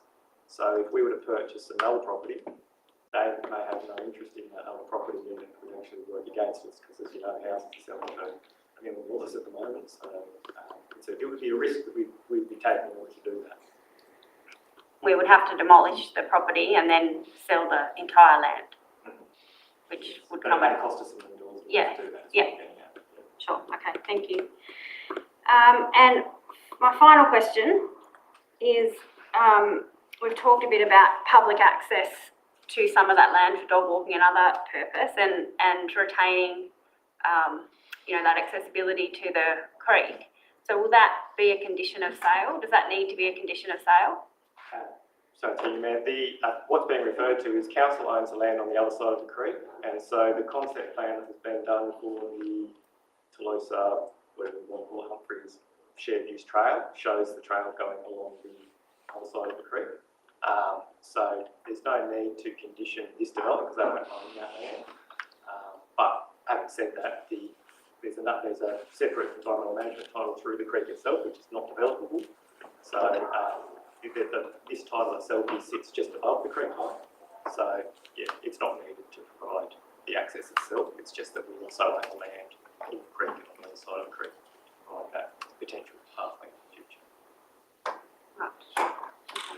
Thank you. Do you have a question? I do have a question, and if I can, I'll ask it of the director. Given the, should we dispose of this land, would we also be disposing of the liability to maintain the property, including mowing and vegetation control for the next couple of decades whilst it sits there, not used for its highest purpose? Yeah, that is one of the offsets that we will be giving up or doing away with the need to actually maintain this land. So at the moment we do put a tractor and slasher on there and mow it or the majority of it, and then some areas actually do have to be brush cut. So some areas down near the creek, we're maintaining that walkway, we'll probably still have to have some form of maintenance, but we certainly won't have to maintain that whole area of grass. Thank you. Any further questions or discussion of the item? Alderman Yassin. Mayor, just to clarify, which side of the creek is the path? So I think so it's on the other side. I'll look on the map to get my bearings. Just to clarify, because what I had understood it was on this side, yeah, so it is on the other side. Okay, thank you. That's all. Thank you. Which is not where people currently walk dogs, on the other side. Is that right? Well, I don't know that anyone really walks a dog through the creek at the moment because there's no pathway. Well, there is the concrete pathway that goes from Brent Street, starts the eastern side, which then leads to the land which we're talking about. So that pathway will continue on up through there all the way up to Laser Park. We'll see if we're going to make that happen. Yeah, people are that have represented are saying they're using their dogs in the paddock. Yes. In the land itself. Yeah. Just a further question, is there a way to cross the creek other than walking through it? Is there a bridge or anything across the creek for access? There are at different locations, but not right at this point. Not there, thank you. But the existing concrete path is on the eastern side where council lines. Thank you. Mayor, it connects to Mayfield Court, if that helps clarify. Thank you. Any further discussion? Further discussion? I'll just briefly speak in support of the recommendation. I know I have asked a number of questions, really because, as I said, the disposal of community-owned land is a significant decision to make. As the Deputy Mayor has said, we do have a housing crisis, and the important role we can play as a council is to identify land that may be surplus to public need and dispose of that land for housing purposes, and where it is already zoned residential, that is a bonus to not have to go through that rezoning process. So happy to support the recommendation, but do note that additional information that I'd like to see in future reports to ensure we are fully informed in making these decisions. No further discussion. We'll go back to the mover. Alderman King to close debate. Thank you, Mayor, I appreciate that. And this council's never been one to give away assets lightly or sell assets lightly or even lease out assets lightly, and I appreciate that. So this land is of great value to the community as well as to the council itself. And we're not considering this because of its value, but 2.66 hectares, I think it's about 26,000 square metres. If you extrapolate that out, it's somewhere between 20 and 40 potential properties can be built in that area, depending upon road sizes and all the rest of it, however, what sort of setup is put up there. So that, to me, is an incredible outcome, potential outcome, and you can get two-storey dwellings, all sorts of things. So this, that close to the city itself, to the city centre, will be an incredible outcome for between 20 and 50 families. And that's what this is about, helping families get into a home. As much as it may be disappointing to lose land, I remember as a child playing in all the land around Claremont College, etc. It was our playground. Even Lady Clark, it was our playground, but now it's not. So again, this is reasonable progress from my perspective. Thank you, Deputy Mayor. I'll put the motion. Please raise your hand if you're for. Past history. Carried unanimously. Thank you. Item 10, feedback from investigation into the potential disposal. I've got an interest in items 10 and 11. Yep, okay, we will come and get you. Thank you, Alderman Slade, when we conclude those two items. So, item 10, recommendation that council form an intention under section 178 of the Local Government Act 1993 to dispose of 12 Rothsay Circle wood to Carity Aboriginal Corporation by way of donation. Authorise the General Manager to take all actions necessary to complete the public notification of Council's intent to dispose of the land in accordance with section 178 of the Act and Council's disposal of Council land policy, and authorise the General Manager to consider and acknowledge any objection received pursuant to section 178(6) of the Act and report to a future Council meeting. Someone to move this language? Thank you, Deputy Mayor. Someone to second? Alderman King. Deputy Mayor. I was deputy mayor a minute ago. I was deputy mayor a minute ago. Sorry. Thank you. I'd just like to say that, I did express some reservations when we first mooted this idea, only from the point of view of the potential opening up of a can of worms. But having gone up today with a lot of my colleagues, we visited Carity, I think it's referred to in Aboriginal speak, and we're very familiar now with the incredible community benefit of this organisation and the work it does for not only Indigenous people, but those of us who are not Indigenous. And it provides so much support that a community like Glenorchy has been in need of. And I'm talking about medical support, mental support, just a place for people to meet and not be lonely. There's a men's club there. There's all sorts of youth programs. It's got a community garden. There are no fences or boundaries around this property. It is open for anyone to explore or walk around.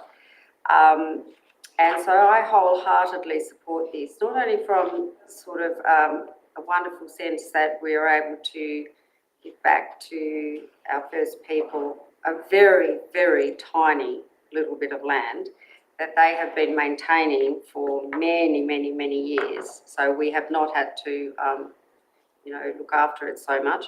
And I just think it's a great community outcome. And I came away feeling like this was really a high purpose and a real sense of, if everyone knew the facts that obviously we aldermen are privileged to, all the background work, all of the research that's gone into everything, I think they too would be satisfied that it's been thoroughly investigated, to the point, and that it is a very worthwhile cause. And it is, as I say, quite a tiny piece of land, but very important symbolically for what it says in giving this back to this particular organisation for the care and higher value of keeping it, open to the public. Thank you, Deputy Mayor. Any further discussion?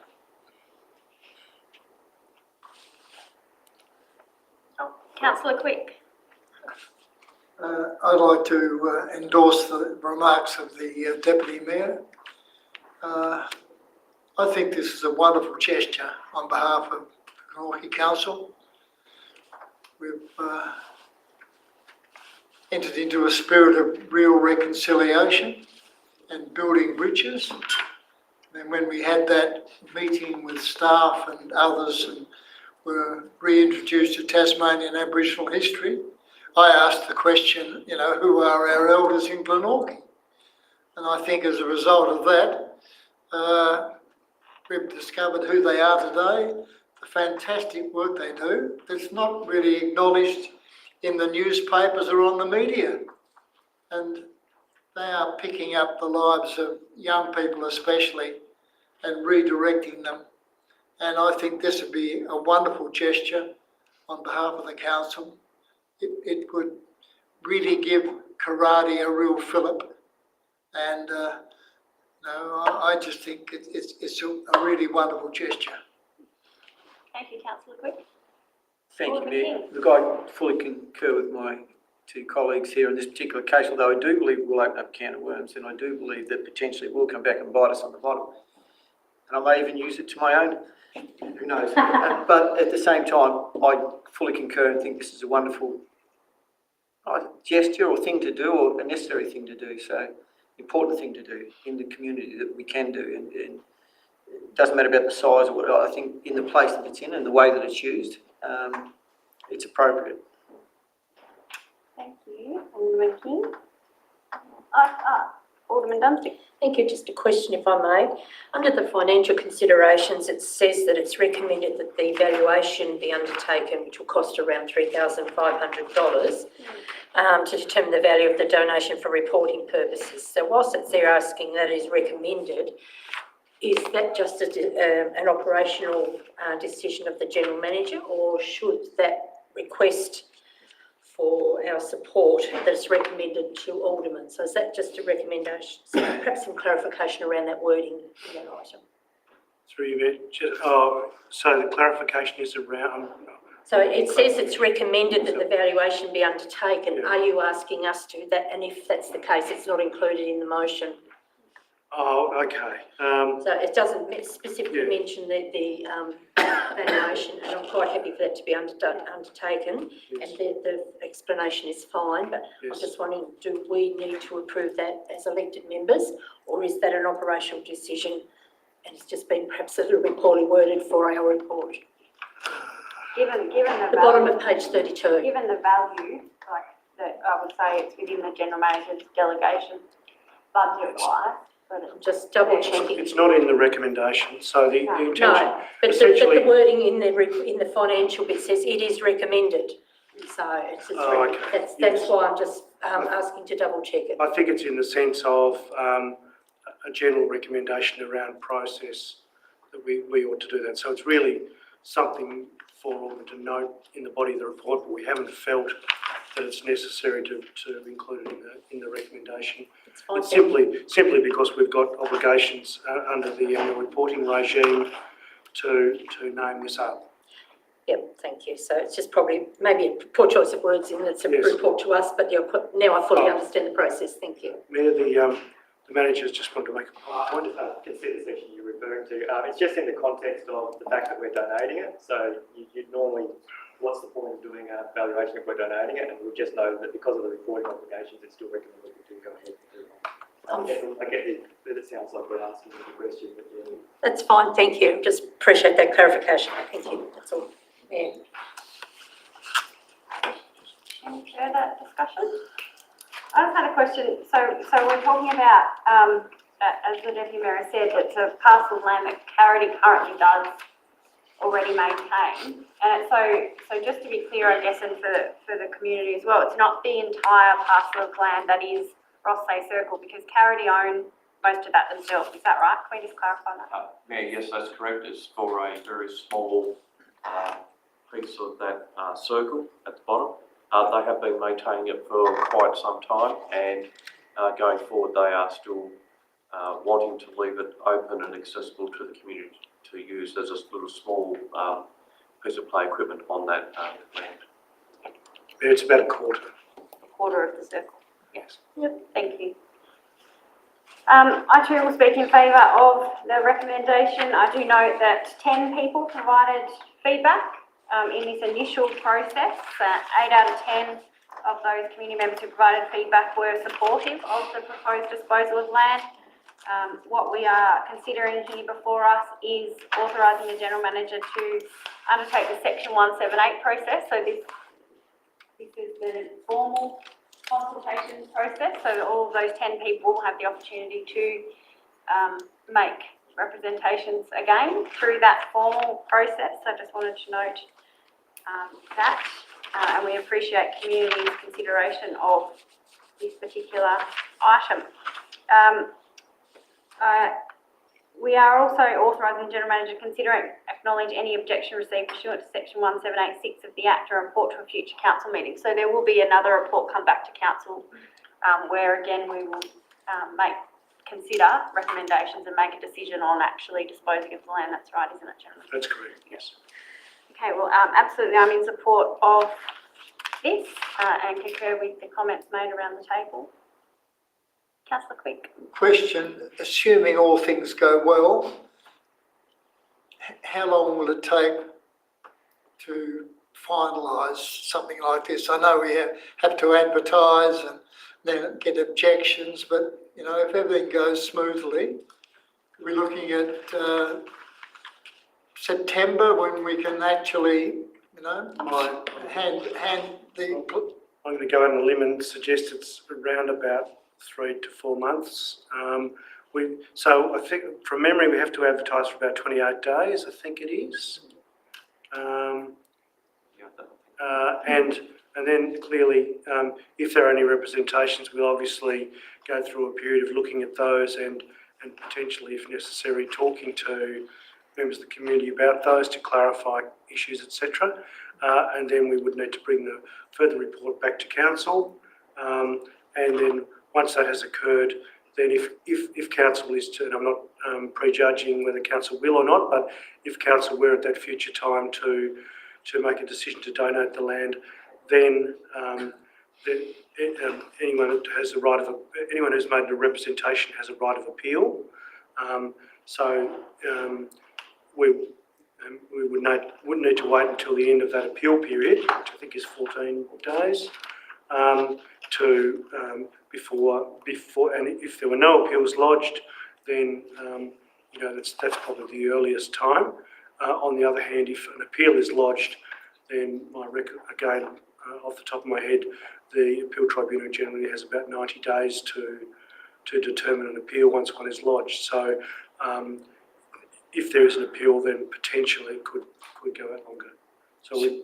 So when you report back to a future council meeting, it'll be everything's okay, the land has been donated, or do we have to pass another motion? Yes, so ultimately what council is required to do under the Local Government Act is to, having formed an intention to dispose of public land, council must go through this notification period, and then before council disposes of public land, it must consider any representations that are received from the community for or against the proposal, and it is only then that council can essentially make the decision to formally dispose of the public land. And again, I'm not predisposed or prejudging anything at this stage. I'm just saying that is the option. If council is to make that determination, then people who have lodged a representation have an appeal right under the Act. It's quite a specific appeal right. It's quite a narrow appeal right that relates to whether there are no similar facilities in the municipality, and another thing that I can't remember. It's in the report anyway. But two quite narrow criteria around appeals, and then so people have that right, and we essentially can't do anything until that the appeal period expires, and if the appeal period if the appeal is taken up in that time, we simply have to be part of the appeal process and wait for the decision of the tribunal. Yeah, so the previous agenda item. Yes, that's this one. Similar example. Yeah, but this one we're actually not putting it out to the developer. We're saying that's correct. We'll give you this for nothing. That's correct. So is there capacity within the legislation? I mean, I'm not too sure how many times councils donate stuff to other organisations, but to me there should be some flexibility in the legislation to say, hey, this is serious. We're not flogging it off to a developer in the good interest of housing people. This is a wonderful organisation that can really benefit from the addition of a piece of land that we own, that we're happy to give to them. Regardless, we have to test community interest. That's correct. Really, that's what it comes down to. Mayor, I was just going to state the process is exactly the same. I just got the legislation up and it says council may sell, lease, donate, exchange or otherwise dispose of public land owned by it in accordance with this section. So, and the process is exactly the same for all of those. So, yeah, I understand what you're saying though. Any further questions or discussion? Alderman Yaffe. Just through there, just a comment. I think the sentiment is certainly wanting to potentially donate this land. I guess it's just part of the process that we have to kind of go through. It would be lovely to be able to sort of shortcut it if we possibly could, but I think it's important that we do it the correct way to make sure that it's done with no other issues along the way. But so I just think that's a good way of doing it, unfortunately, but it's the right way. Yeah. Thank you. No further discussion. I'll go back to the mover, Deputy Mayor, to close debate. I think that was a good discussion, and I also think it's important for our community to understand that these decisions are not taken lightly or just out of the kindness of our heart, we do do a lot of research and work, and there's a lot of research and work still to do before this becomes a finality. And there may be something we're unaware of that may halt the process. But with the best of intentions, I think it is a step forward on a very long journey and a very overdue journey too. So I think it will show a collective spirit of goodwill from this council should we all vote unanimously for it. Thank you, Deputy Mayor. I'll put the motion to the vote. Please raise your hand if you're for unanimously. Moving on to item 11, investigations into potential council land disposals to support housing supply. And we have 5 recommendations before us, which are very lengthy, therefore I will not read out. The first 2 are up on the screen there in front of us, and the other 2 will come up as we go through the discussion. So do I have someone to move these 5 recommendations as a motion? Alderman King, someone to second. Councillor Kendall. Alderman King. Thank you, Mayor. Look, this is very embryonic in its nature, I think, and it's all about investigate. As you said, we won't read out the whole process, but I think this again flows on from our previous discussions. It's a good discussion to have. The properties all in question all need a lot of investigation, and that's what we're approving the investigation. That's pretty much how I see this motion. Thank you. Thank you, Alderman King. Any further discussion? Alderman Yaxley. Thank you. Through you, Mayor, just a question in terms of the 8 new investigations. How have they been chosen or selected in terms of those potentials? Director? Manager? Right, sorry, Luke, can you just move to the chair just for the audio? Thank you. I think we probably touched on this in the earlier question. So obviously, Council's made this statement and commitment to housing, and I guess directed us to look for surplus land that's surplus to council that might be suitable for residential development. So I guess that's the lens that we've been through in looking at all the properties that we own. Looking for properties that many of these are zoned general residential or are underutilised and have, I guess, some good potential to be used for residential development. Yep. So that's really the key focus. Yep. And in terms of, for another question, just in terms of the, all the assets that we have in terms of the land, is there abilities to not necessarily look for residential but other purposes for them? So for instance, if there's a parcel of land that isn't suitable for residential, do we consider at some stage that it might be flagged for a particular purpose? Some other purpose? Yeah, absolutely. Yep, there are. We've got, a separate list of those properties. I guess we've just prioritised the residential supply one on the basis of, I guess, the direction of council making that statement and commitment to try and find more housing. But there is a future report coming soon to identify another property or 2 that's not around residential districts. Okay, great. Just make a comment.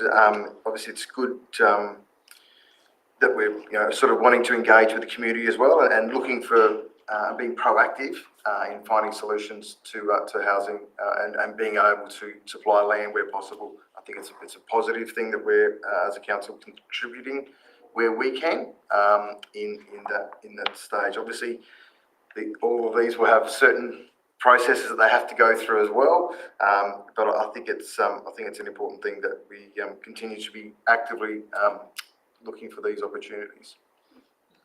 Thank you, Alderman Yaxley. Any further discussion?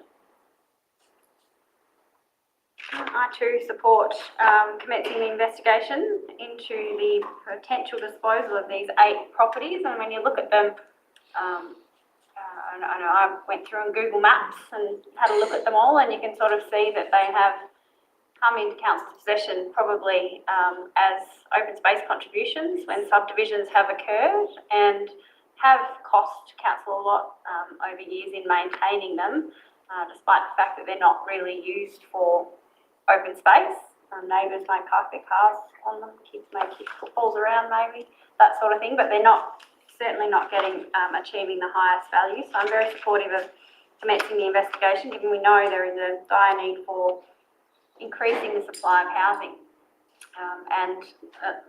These properties, as you can see, up there. Many of them are already zoned general residential, and therefore, you know, ready for and right for development in what are residential areas. So, very supportive of the recommendation, and I look forward to seeing what comes back to us from this initial investigation process, noting that, you know, the timeframes that it takes to actually get through to the you know, third time this comes before us for a final decision.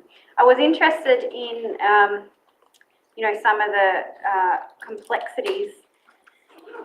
For example, the property at Boltonsborough Road, Borough Road, Austin's Ferry, has a restrictive covenant that prohibits building of a permanent dwelling on the eastern half of the land, along with a highway dedication that runs through the front of the property. Obviously there's some interesting quirks to some of these properties, but it also talks about it's a lengthy process to remove the dedicated highway, which requires notifying all other title holders on the original plans, comprising around 100 other title holders. So how does that happen? How is there that many? It's just the way the legislation works. I suspect it's probably why we've still got these blocks of land because of these challenges. I guess we've had some good internal discussions around it though, and whilst it's a challenging, long process to go through, we think we should initiate that because if we can resolve them, it could move on some parcels of land, which, as you said, like that particular one, it's not being used as a reserve. It's being used to park cars on and nothing much else. So yeah, whilst quite a few of these properties have some significant challenges, we think that it's worth the effort in trying to resolve those so that we can potentially move them on rather than just sit on them forever after. Okay, thank you. Any further discussion? I'll go back to the move on. Alderman King. All good, thanks, Mayor. I think we've covered it all. Okay, I'll put the motion to the vote. Please raise your hand if you're for. Carried unanimously. Alderman Slade, before we progress. Thank you, Luke.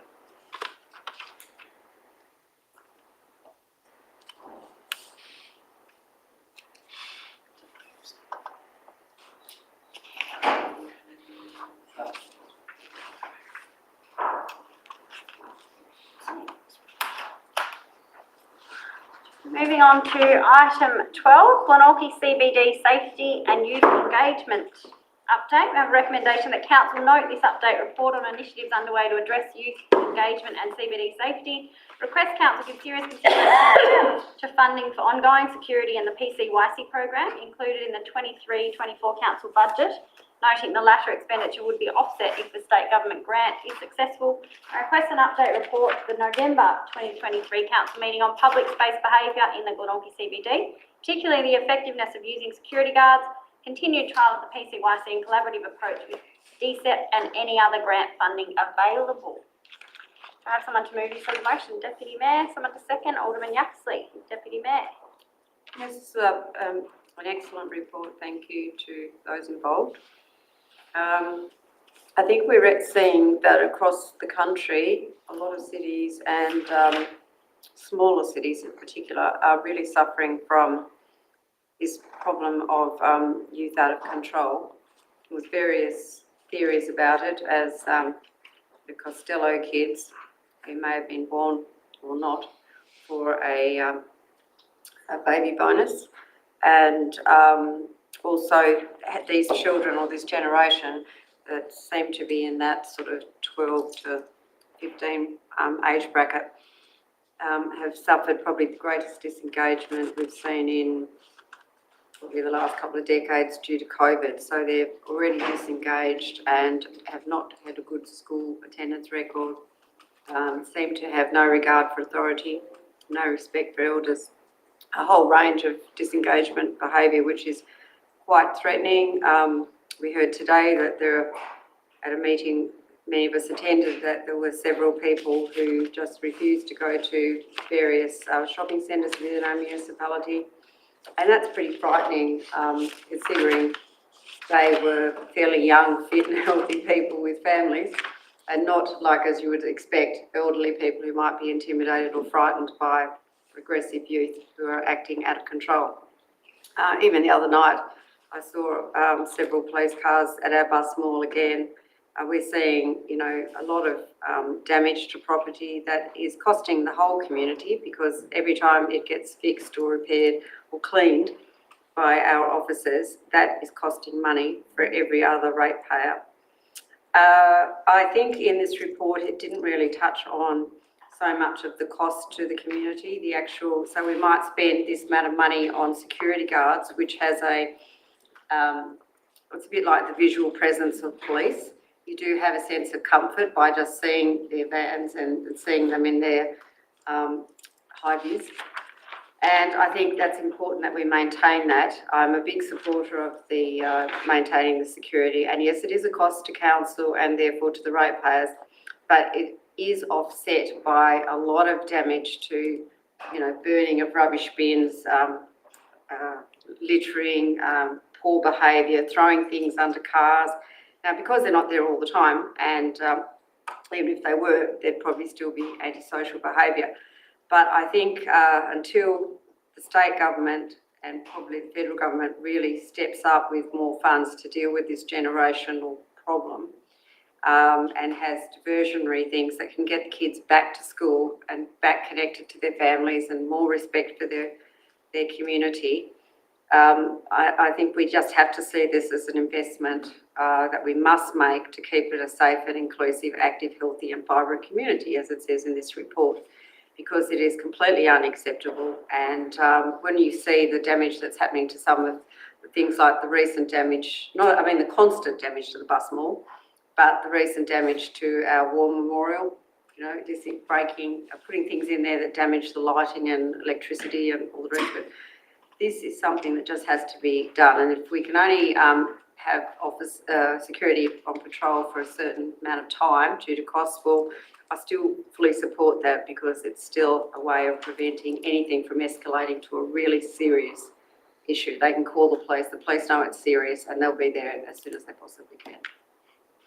So it has my full support. Thank you. I see this report as a good understanding of our young people, but also putting down some foundations with all the collaborators in this. We've seen multiple agency input.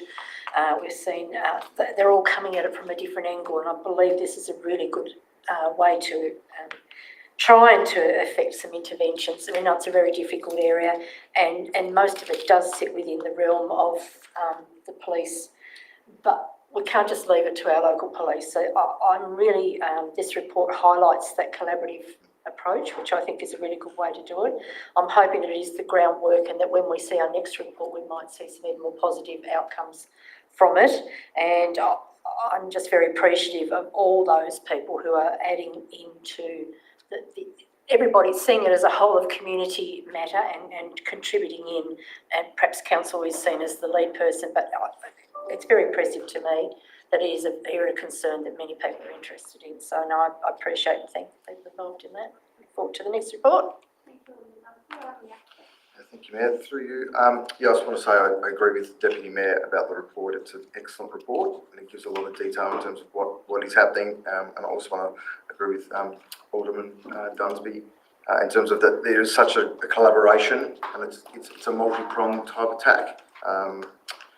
Attack's not probably the right word, but approach in dealing with this youth space in terms of minimising bad behaviour and effectively, like you say, keeping our community safe, not just feeling safe, but actually physically being safe, and so they can go about their day-to-day business. So I just want to recognise the efforts of council team, the mayor, all of our elected members around the table, the police response, and in terms of the willingness from the community groups and the people in our city to be involved. It's a proactive and a solution focus, and it's not waiting for someone else to come fix it. We're getting in and getting dirty in terms of making a difference. And I just want to urge the state government to see these efforts and to see the efforts of our community, and that what we're doing here is making an impact. So I just want to urge the state government to provide the necessary funding for this good work to continue.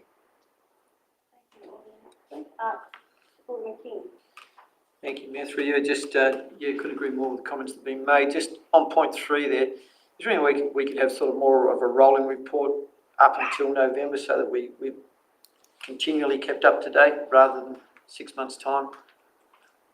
It says request an update report in the November 23 council meeting on public space behaviour in Glenorchy CBD, particularly the effectiveness of using security guards, continuing trial, PCYC, etc., etc. Would that be more regular? Could we, I know that's going to take time and effort, but some things would be pretty obvious. Mayor, I'm just wondering whether there's a kind of a happy medium that I think if it's possible to do that on a more informal basis than a council report, we might be able to provide some updates in that time. But I think the manager wanted to just make a comment, Mayor. That's all I'd be asking. It is of significant community interest too, so. Through you, Mayor. Just very happy to provide reports as required by the elected members. I think just to draw attention to the report that we've provided to elected members in March, and that also the inspector, previous inspector John Ward, has just left that position. Attended a council workshop as well through the time of the previous report to the council. So I'd be very happy to provide informal reports and could do that on a time frame that each 2 months or 3 months, whatever. And an invitation to the new inspector to come out sooner than later, very much sooner than later, to have a chat with us and get his feelings and where he sees the lay of the land, etc. I think it's fair to say that, as been identified by the elected members, this is it's a collaborative approach. This will take time to affect change. So hesitant to say providing a monthly report would provide you with a great deal of more information, but I think I can recognise the 6 months may feel like a long time out. So I'm very happy to be providing if a 3 monthly report would be helpful. If there's something out of the ordinary, I mean, if there's a sudden change, that'd be great. If there's suddenly things get worse, we need to know that too. We just need to be kept up to date. If it's constant, then it's constant, and you can say nothing's changed. That's fine. It's still bad, or it's still getting, or whatever. But if there's something you can tell us that we need to know, it's better than wait until November. That's all. Thank you, and King. I might note too that this work obviously is a part of the implementation of our community strategy. So through reporting on our community strategy, that might be an avenue for updates on this as well. Anything further, Alderman King? No, it's not a criticism. It's just purely a case of it'd be better. The more you know, the better off. Alderman Slade. Yes, Mayor, I've got some criticism. I thank you for the report. It's put together. I don't think it's hard enough. Simple as that. I mean, you all know where I come from. The reality is that, look, when you have the commander of the Southern District, in Jason Elmer, saying that we're concerned by the growing elements of youth who are recidivist offenders. The police need a lot of help, and the help they need is, and we had it when we had that meeting with the government and government ministers, we need changes in that Youth Justice Act. We need changes in that Youth Justice Act like yesterday. We need changes whereby police and people working in a policing environment, a security environment, have got a lot more powers, because the present moment these offenders know that they can get away with a lot of things, and they know the limitation on police to such a stage they don't even mind being observed by surveillance cameras. So to me, I have to say, look, there's some good things put together in here, but I want to see things happen much quicker, because I see it day in, day out as I'm walking around. I mean, the reality is that we need some action, so I can only just say that we ask the government to look at those changes, to give police in particular more power in relation to these issues that will help them deal with such events and incidents when they happen. Mayor, I didn't think I'd ever say this, that I support having our private security out here. Having come back from Auckland last week, I had to support it. I know Auckland's bigger than Glenorchy, but it's a small city when compared to Sydney and Melbourne. And the thing that fascinated me, I did spend some time there wearing a local government hat from looking and asking things, was this whole community approach to crime prevention, which we haven't got an appetite for it here in the city. And I saw it very clearly for the fact is that the transport hubs all got security officers with jackets. So you feel happy getting on the buses, the trains, or the ferries. That was a great, I think, great thing to have. Regular police, you could always see the police, the ones alongside the ones in plain clothes. Again, you could see them very clearly as well. There was warning signs around about, what's an expectation of doing the right thing. There were signs there in relation to surveillance cameras. But the thing I found unique was there was the business hub, appeared to me, because I asked a couple of them, they actually were paying for their own security. So they pay a security company for one block or something like that. So to me, that was really taken seriously. So from that point of view, Mayor and fellow elected members, I just felt that that's some things that perhaps we can push a bit further with in relation to not just us paying for this extra security, but pursuing more with Metro and pursuing more with our CBD business communities for them to take some more carriage. This is not solved by just the police. We're all going to do it. And you all heard what I said today. It's never a week goes by without I don't come involved with assisting somebody with a problem with crime. Now, I do that because I want to do that. But the reality is that we shouldn't have to do that. We should have a better environment for that. So following up, Mayor, they are my comments, and in particular the changes in the Youth Justice Act to help the police. I look forward to, I honestly believe the present moment is probably nothing bigger on our agenda except this in our city, because it affects the brand of the city, where you want to shop and all those sort of things. I believe we should have a report every month on this, just in relation to how we're tracking, and so also the community feels better about it also. So they're my comments, but I appreciate the harmony and everybody working together on it, but it's got to be done hard. I'm sorry. That's my comments. Thank you, Alderman Slade. Alderman Cockburn. Thank you, Mayor. I agree with my fellow aldermen and elected members around the table, and it's good to see all stakeholders working together to achieve a better outcome for the city, particularly with safety being such an important issue, particularly with the bus mall just around the corner from us. My question is in regards to the PCYC grant. It says here, a state government budget submission has been made requesting this amount. However, the outcome of that submission will not be known until the 25th of May. Do we know if we were successful in that grant? We were not. There was no funding allocated in the state budget, disappointingly. So I just had a discussion with the General Manager today about how we write to the state government expressing our disappointment and urging them to consider finding the funding through another avenue. So we won't give up. They're not getting off that lightly. Yeah, perfect. Yeah, it'd be good to push the case and try and get them to reconsider.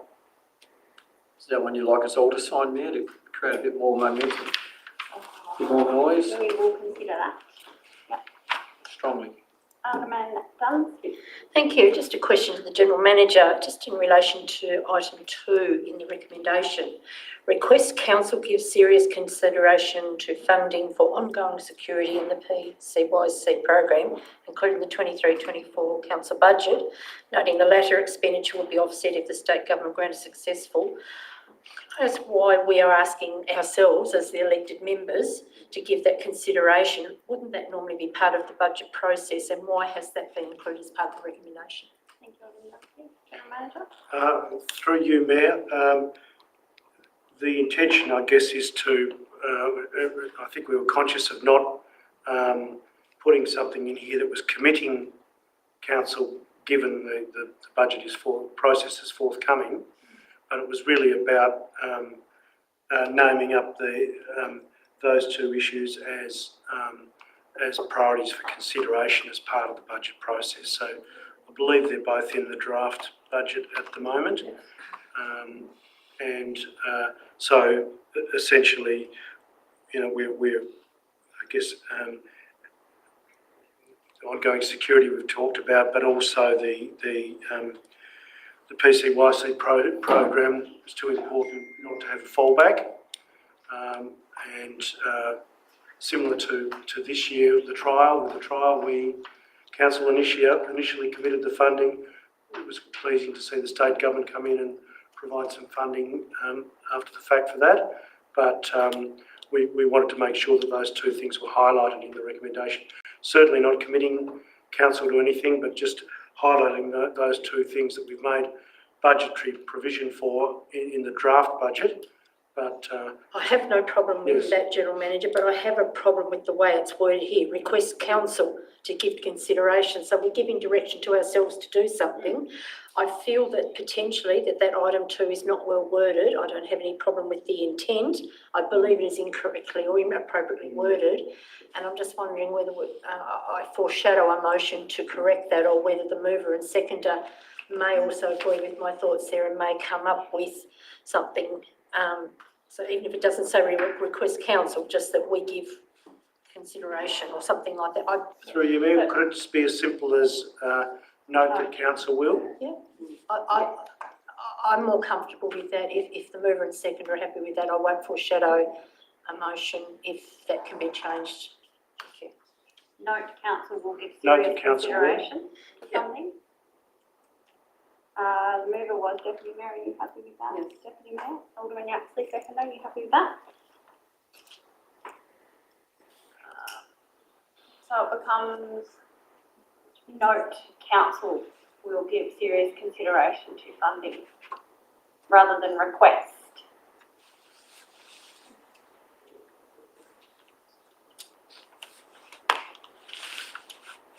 We're possibly still directing ourselves with the way it's worded, but I think that mitigates most of it. We're still directing ourselves to do something, and it's possibly been put together by a council officer, and they've put the wording in their thoughts rather than it. Yeah. The recommendation is coming from us for us to consider. Through you, Mayor, another suggestion might be then note that council that funding for ongoing security and the PCYC program has been included in the 2023-24 draft council budget for later council consideration. Thank you. And we perhaps don't need noting the latter expenditure will be offset at this stage. No. So,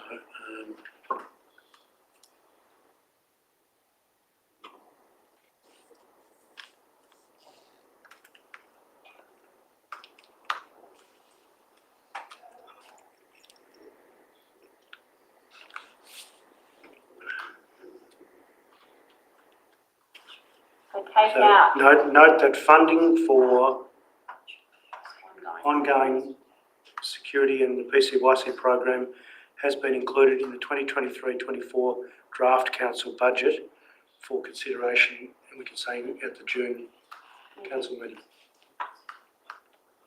Well, I don't even think we need to specify that in some reason it happens, so yeah, it's extra detail we don't need. Note that, and then take out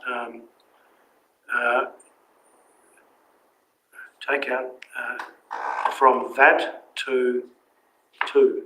So you can delete that council will give serious consideration to. So it becomes note that funding for. Yep. Has been included.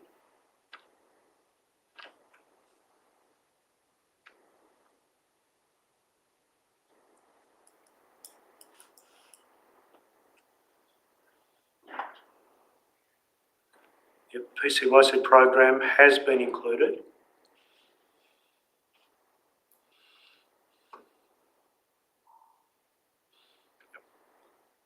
Happy with that, mover? Second that? Happy with that, Alderman Dunphy? Were we having the June meeting in or out? Consideration.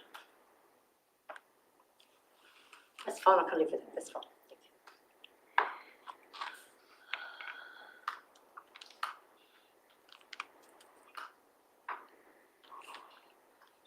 Thank you, Alderman Dunphy. Any further discussion? Councillor Quick? we've spoken about a collaborative approach. Could I ask the staff, Marina, has any thought been to introduce restorative justice where the perpetrator, as part of the sentencing program, comes before the person that has been offended? I mean, I think that works wonderfully well in other jurisdictions, and I think it would be a really positive approach. If they've done something against the council, come to the council meeting and talk about it.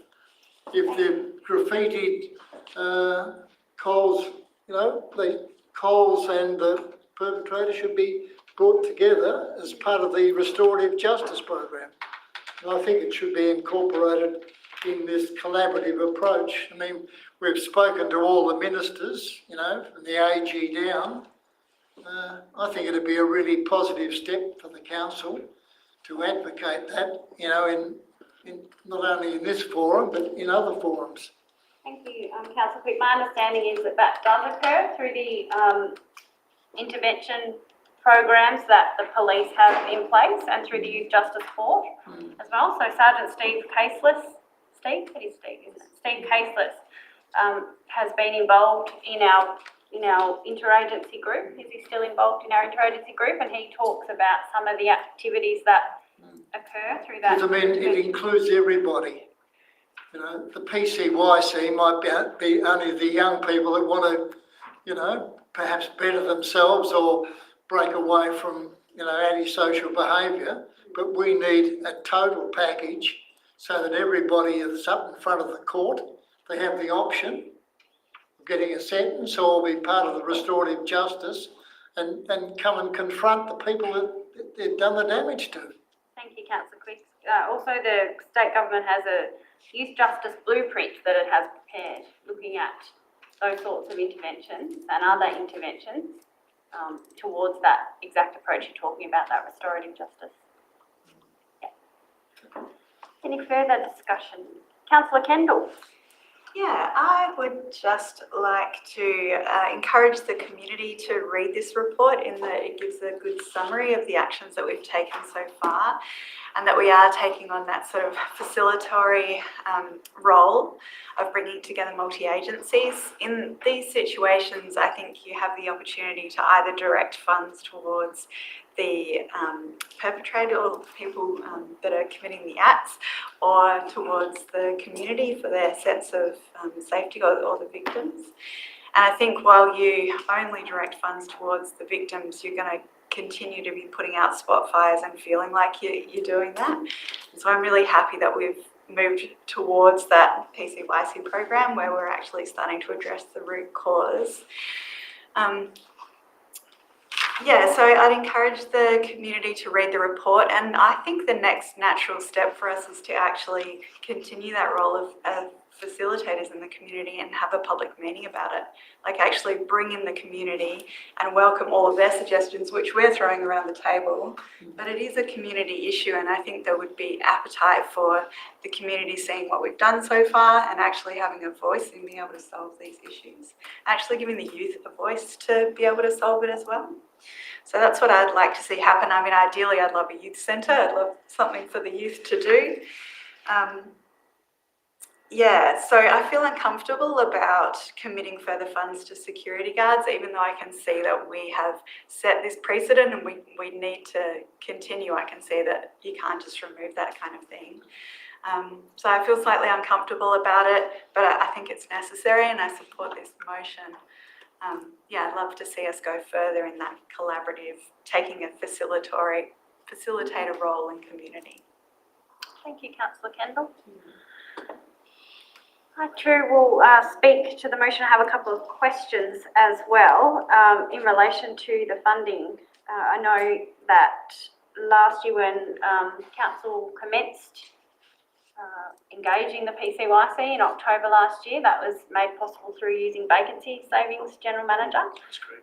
So a question that I have in relation to the upcoming budget that we will be considering is whether there is any capacity or vacancy savings in our community area to go towards the PCYC program, noting our tight budget that we have. Through you, Mayor, I don't know the budget in detail, but I believe that there's only been budgetary provision made for the PCYC trial.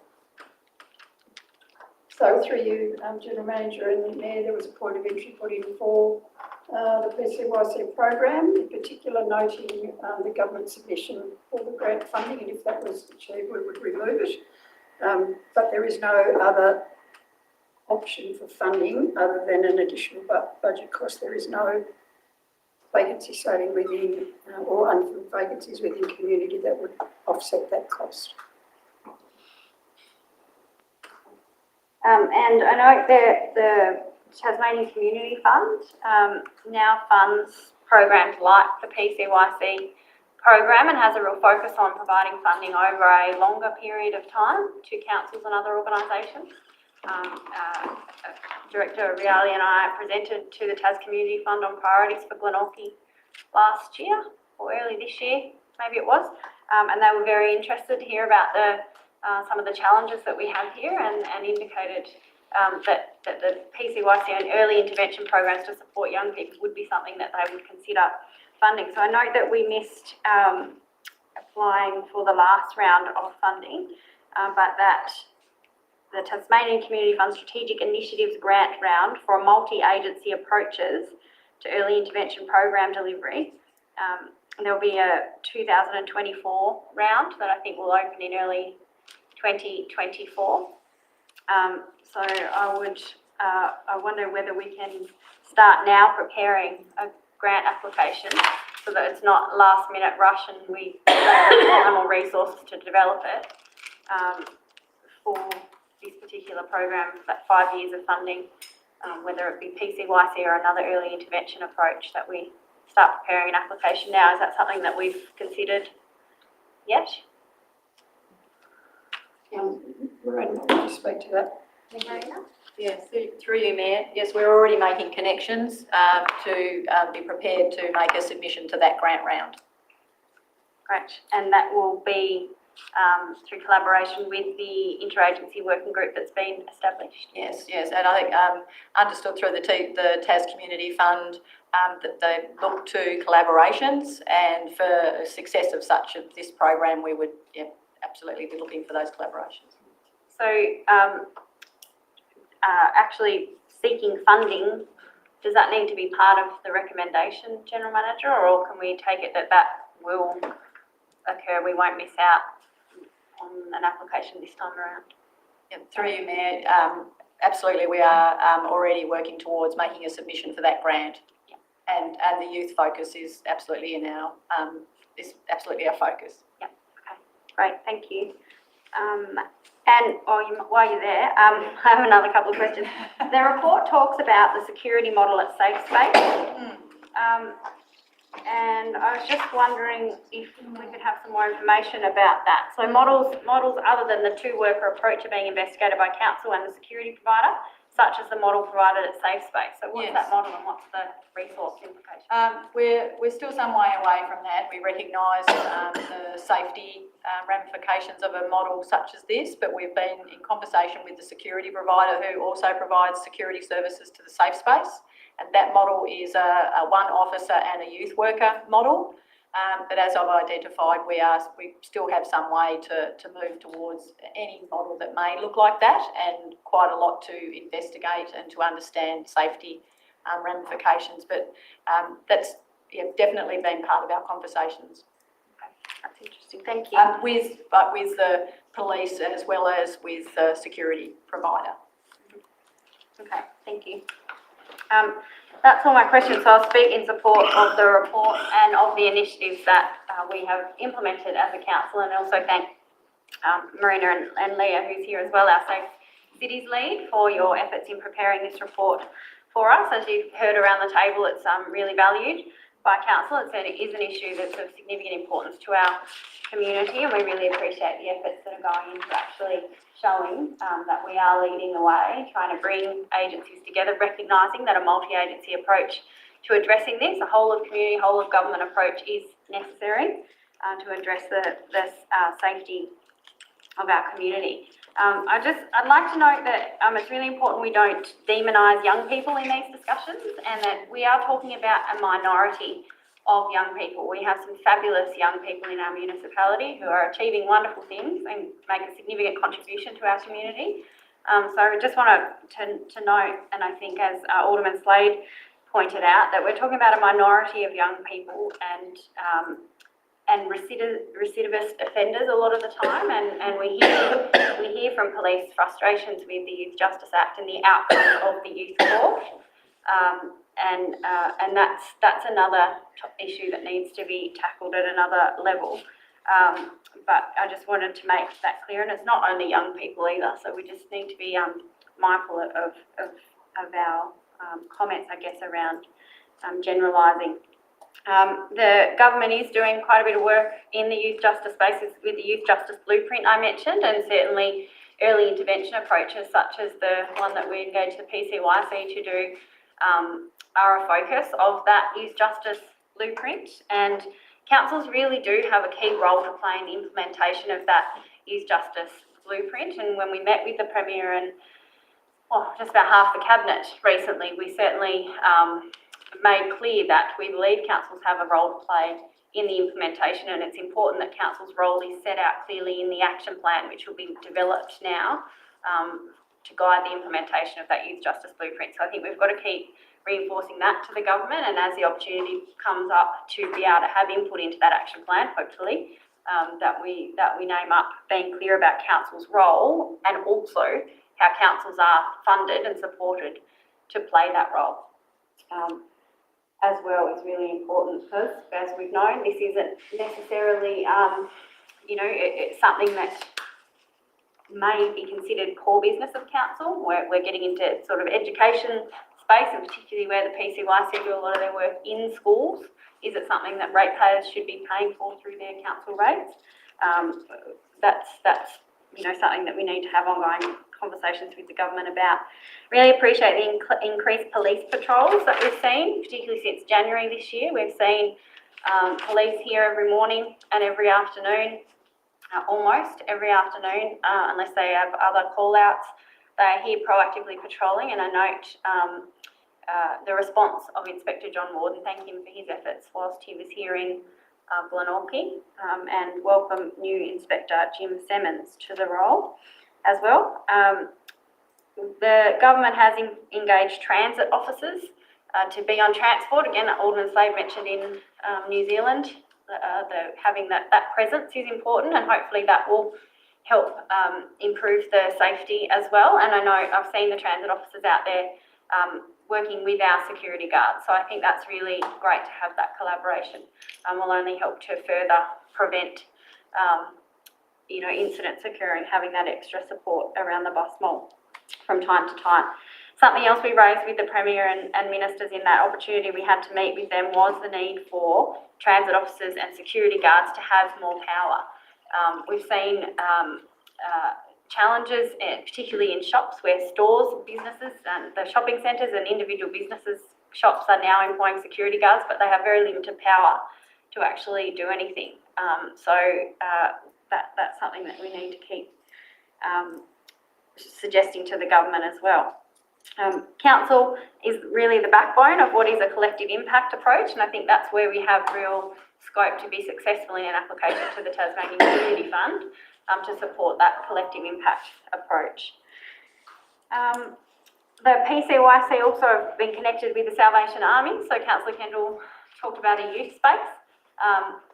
That's something that they are exploring. So Justin from the PCYC is working with Captain Jeff Milkins at the Salvos to look at being able to use the Salvos facility here as a youth space to take some young people, not necessarily at this stage open it up as an after-school hub, but maybe eventually, but starting to sort of socialise that idea. So we have capacity, or the Salvos have capacity there and have interest, noting they trialled the street teams program, which wasn't as effective as had been hoped, but their recommendation out of the evaluation of that was that a youth workers is what is needed in this space. So really pleasing to hear that we are investigating that option for our security as well. That's probably enough from me. I agree we do need to keep communicating with our community, whether that be through a council report or regular updates through Glenorchy Gazette articles or simply on our Facebook page about the work that we are doing, demonstrating our commitment to addressing this issue as a council, recognising the importance of it to people in our community. So supportive of the recommendations. Thank Alderman Dunsby for that modification, which I agree with as well, and look forward to the next report coming to us. There's no further discussion. I'll go back to Leva, who was... Thank you, Mayor. It was a good discussion, and I think the reason there was a focus on youth engagement was because it's titled Youth Engagement Update. So whilst we don't aim to demonise youth, and we do accept that it is a minority of youth, we also acknowledge that in some cases, in high-profile cases recently, that their parents or seniors have actually aided as drive-away cars. So this is a cultural issue, as Alderman Slade alluded to. I support his stance of wanting to be tougher. It's just that we have to bring the whole community along with us, and I feel desperately sorry for the police who must be so frustrated dealing with the same youth day in and day out with limited powers. Certainly they're not allowed to kick them up the bottom like we may have experienced in our youth. But sorry? I don't know. We always get a reference to that. But like in other cultures, particularly like Japan and China, you just do not see the graffiti and the disrespect for culture, that community, that we are seeing rising in Australia. I do understand that New Zealand may have had a big shock after the terrorist act they had in the mosque, and obviously community safety became a much bigger issue, and I would hate to think we need something like that as a catalyst to get Australia to be reactive. I highly question the government's priorities in knocking back this grant. The council has been working with the PCYC to pick up the pieces where children have been neglected or have become desperately disengaged, and they're subject to peer influence and disengagement generally, and they're probably not getting necessarily the community support, and even in some cases the parents are at their wits' end and don't know how to deal with the problems, and there aren't enough agencies or agency space to deal with these issues. So I do support Alderman King's suggestion that this be a letter written and signed by all council members. Certainly the Mayor made many attempts to engage the government, and they did nothing until we sent a letter from all of us. And I doubt that will probably have much of a response either, but I think we need to be very serious that this whole council is terribly concerned. I would also like to reassure Councillor Kendall that prior to engaging the security on this front lawn, it was a terrorist zone. It was horrendously a place you did not want to go to. It was constantly being littered. Rubbish bins were being damaged. It was quite a threatening place for anyone in the community, particularly going to the bus mall. So that is why I've been a big supporter of our part in funding the security officers, even though they may not have the powers of police. They are a stepping stone to police, and they are a visible presence that someone will be protected should something get out of control, or that the police will know that it's a higher priority if they're summoned by the security guard. So as I say, this is a whole of community response, and we do need to engage community and youth in helping us solve this issue. But it's very disrespectful that the government's priorities don't include supporting us with the PCYC when we have given them clear guidance on what the issues are here. So for that, I recommend this report be received and voted for. Thank you, Deputy Mayor. I'll put the motion to the vote. Please raise your hand if you're for. Carried unanimously. Moving on to item 13, Glenorchy Parking Strategy Revision. Thank you.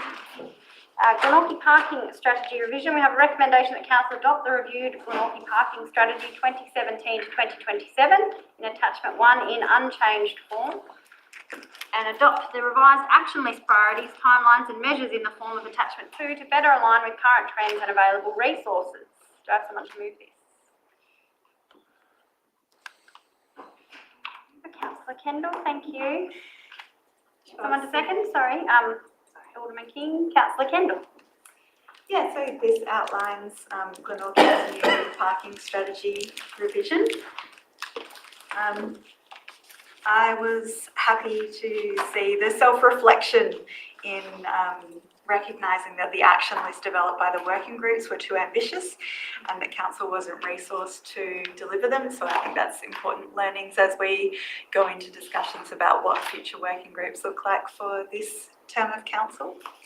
I'm happy to see a priority in more accessible car parks and fewer car parks in general. I know that's not going to be hugely well received by the community. The Tasmanian community is very attached to being able to park right out the front of your shop and building, but I think it is an important part of us growing up as a city is to be at that crunch point where we have to negotiate. More humans living in our city means that we have to have smarter parking. Thank you, Councillor Kendall. Any further discussion? Alderman Dunn. Thank you. Steve. Any attachments? Just going to sort of picture that on page 40 of the page. Let's have to swap.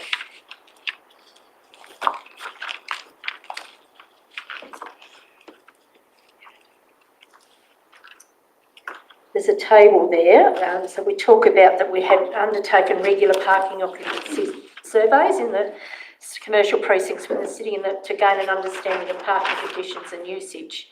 The table that is there currently has figures that go back to 2015 and 2016. For me, I believe that our requirements have significantly changed since then, and so my question is, why don't we have more up-to-date data included, given that this is an update to the process here? Thank you, Alderman Dunn. I have the same question, gentlemen. Mayor, we have recognised the data is on, but we are actually doing some more surveys and counts at the moment. So that information is a bit outdated, as you say, but we just haven't had the resources to keep it up to date regularly. So it is part of this moving forward that we actually update that information. Thank you. Anything further, Alderman Dunn? I'm just weighing it because for me, not having the up-to-date data does reflect in the way the report, we have to consider the report because I believe the needs of today are very different to the needs of there. I acknowledge the comments from Councillor Kendall, but in a way I have a differing view. I'm aware that our community in Glenorchy, we have an older community and we have a lot higher level of people with a disability. And so for them to access our community, within our community and our CBD and the services that we offer in those areas, in particular medical, shopping, etc., banking, are becoming harder and harder for those sort of people. So, and how do we get an understanding of that? We have increased some access for disability parking, but it's limited. You can only come and do your business for an hour. So for those people, they're hamstrung a lot of the work that they do and where they can park and how they can access those businesses. I'd like to be considering this report with some more up-to-date data and an understanding of that. So that's just my reflection at the moment. I'll just leave that as a comment for now and may speak to it later. Mayor, if I may respond to that. In the 23-24 draft budget, there is an allocation for some funding to actually do some work on the updating the strategy. Part of that work is to do some of that survey work on our parking facilities, and that will be undertaken by a combination of our own staff and some independent consultants to help us through that. So yeah, the allocation is there if it's actually approved, the budget that is. But I guess the data that we've got, yes, is old, but it also doesn't negate the fact that some of the actions in this strategy are unachievable or outdated. You know, technology has moved on, a lot more active transport options and a few other things that have happened that actually makes us need to review the strategy going forward regardless.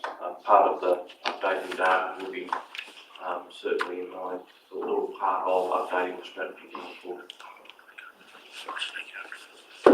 Thank you. Do you have another question, Alderman Dunphy?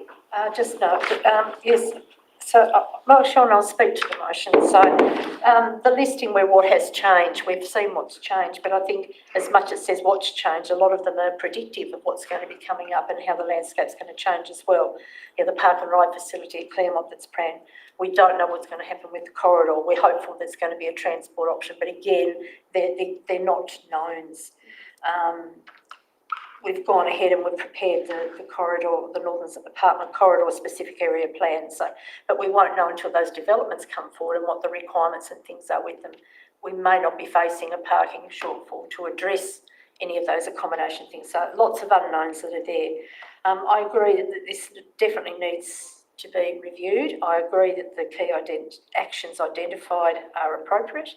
And I am supportive of it, but I am concerned that some of the data that we're using to base our decision could be better placed. But to know that that's coming to us, I'm happy with that. Thank you. Thank you, Alderman Dunphy. Councillor Quick. 1.5, explore the options for parking facilities for electric cars and bikes and develop a plan for providing electric car, bike parking spaces in council-owned car parks. Has any thought been given to talking to the owners of the 4 major shopping complexes and see whether they're actually going to do anything, or perhaps working in conjunction with them to develop a plan for the 4 shopping complexes so that, you know, in the near future, you know, people will come out here and shop because, in their electric vehicles because there's charging stations. Mayor, in response, yes, we have, and the Northgate Shopping Centre already has installed 2.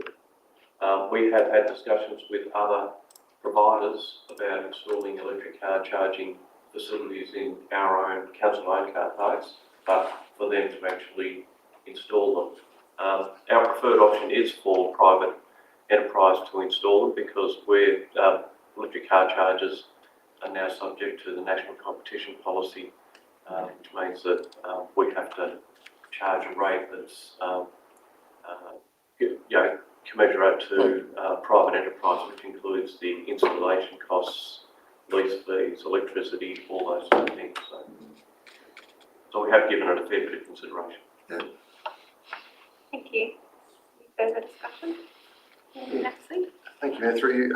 Just a question in terms of why there was no reviews done prior to this, and why it's sort of gone out a little bit in terms of the review process. Mayor, I probably don't have a straight answer apart from council officers have been trying to achieve many of the actions, but are finding that it's not easy. Hence the reason it's come to a bit of a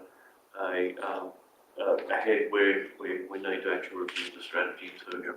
Yeah. So it's really trying to update it, modernise it, look at what's changing the external environment, align the strategy to that, and we'll, with the additional work that we're proposing next financial year, we'll probably bring a new updated version before the 2027 deadline as well.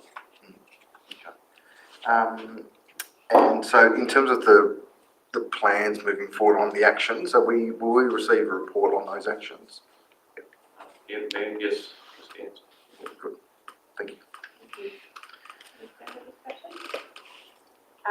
Alderman Proctor. Thank you, Mayor. I agree with fellow elected members and Alderman. Actually, it is good that we're doing the review now, but it would have been nice to do it more consistently with the process. And the reason we are doing it is it's mentioned here what's changed, and I did mention the external environment.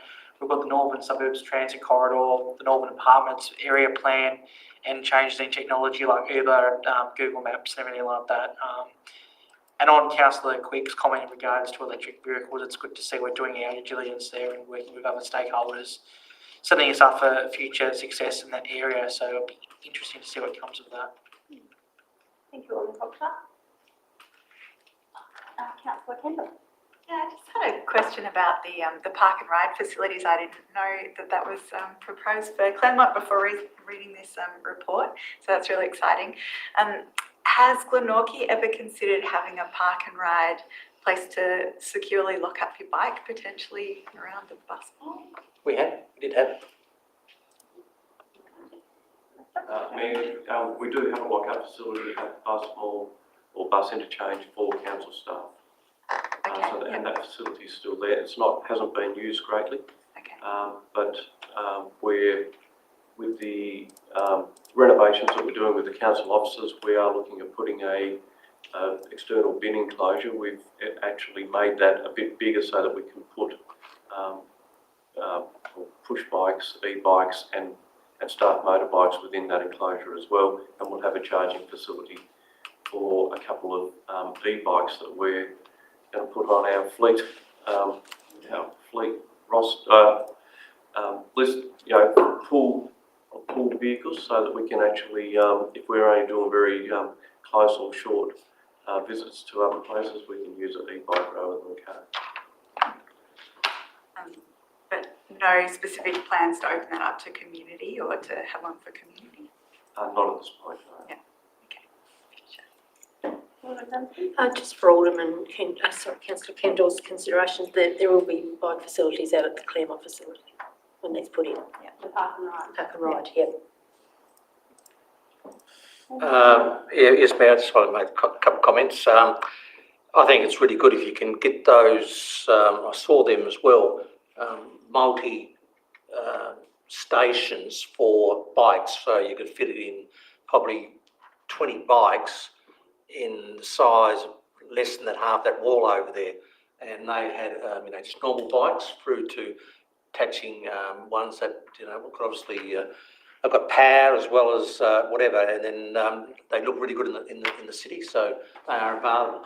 The only thing I'd say with caution, Mayor, it's a subject of mine I love reading about, is electric vehicles. I wouldn't rush into this area. I think there's going to be some changes in relation to how these are put in. I saw another example. I did do some relaxation as well, but I did see an example of these at a large supermarket complex, and I've never seen people get so agitated over who has control of the power to your vehicle. So what I'm saying is I think you just need to take that on board as well, how that's all monitored and whatever. I support it going to private enterprise through the director's comments. That's very important. But again, if you read daily newsletters and papers on this, there's changes all the time on this. So I would just be waiting to see if we ever go down that street to what's going to happen the next couple of years on that point. But I certainly support the idea of, and for Councillor Kendall's thing, I brought up here about 15 years ago, and we actually had a fleet of bikes where people would go out and do messages and whatever.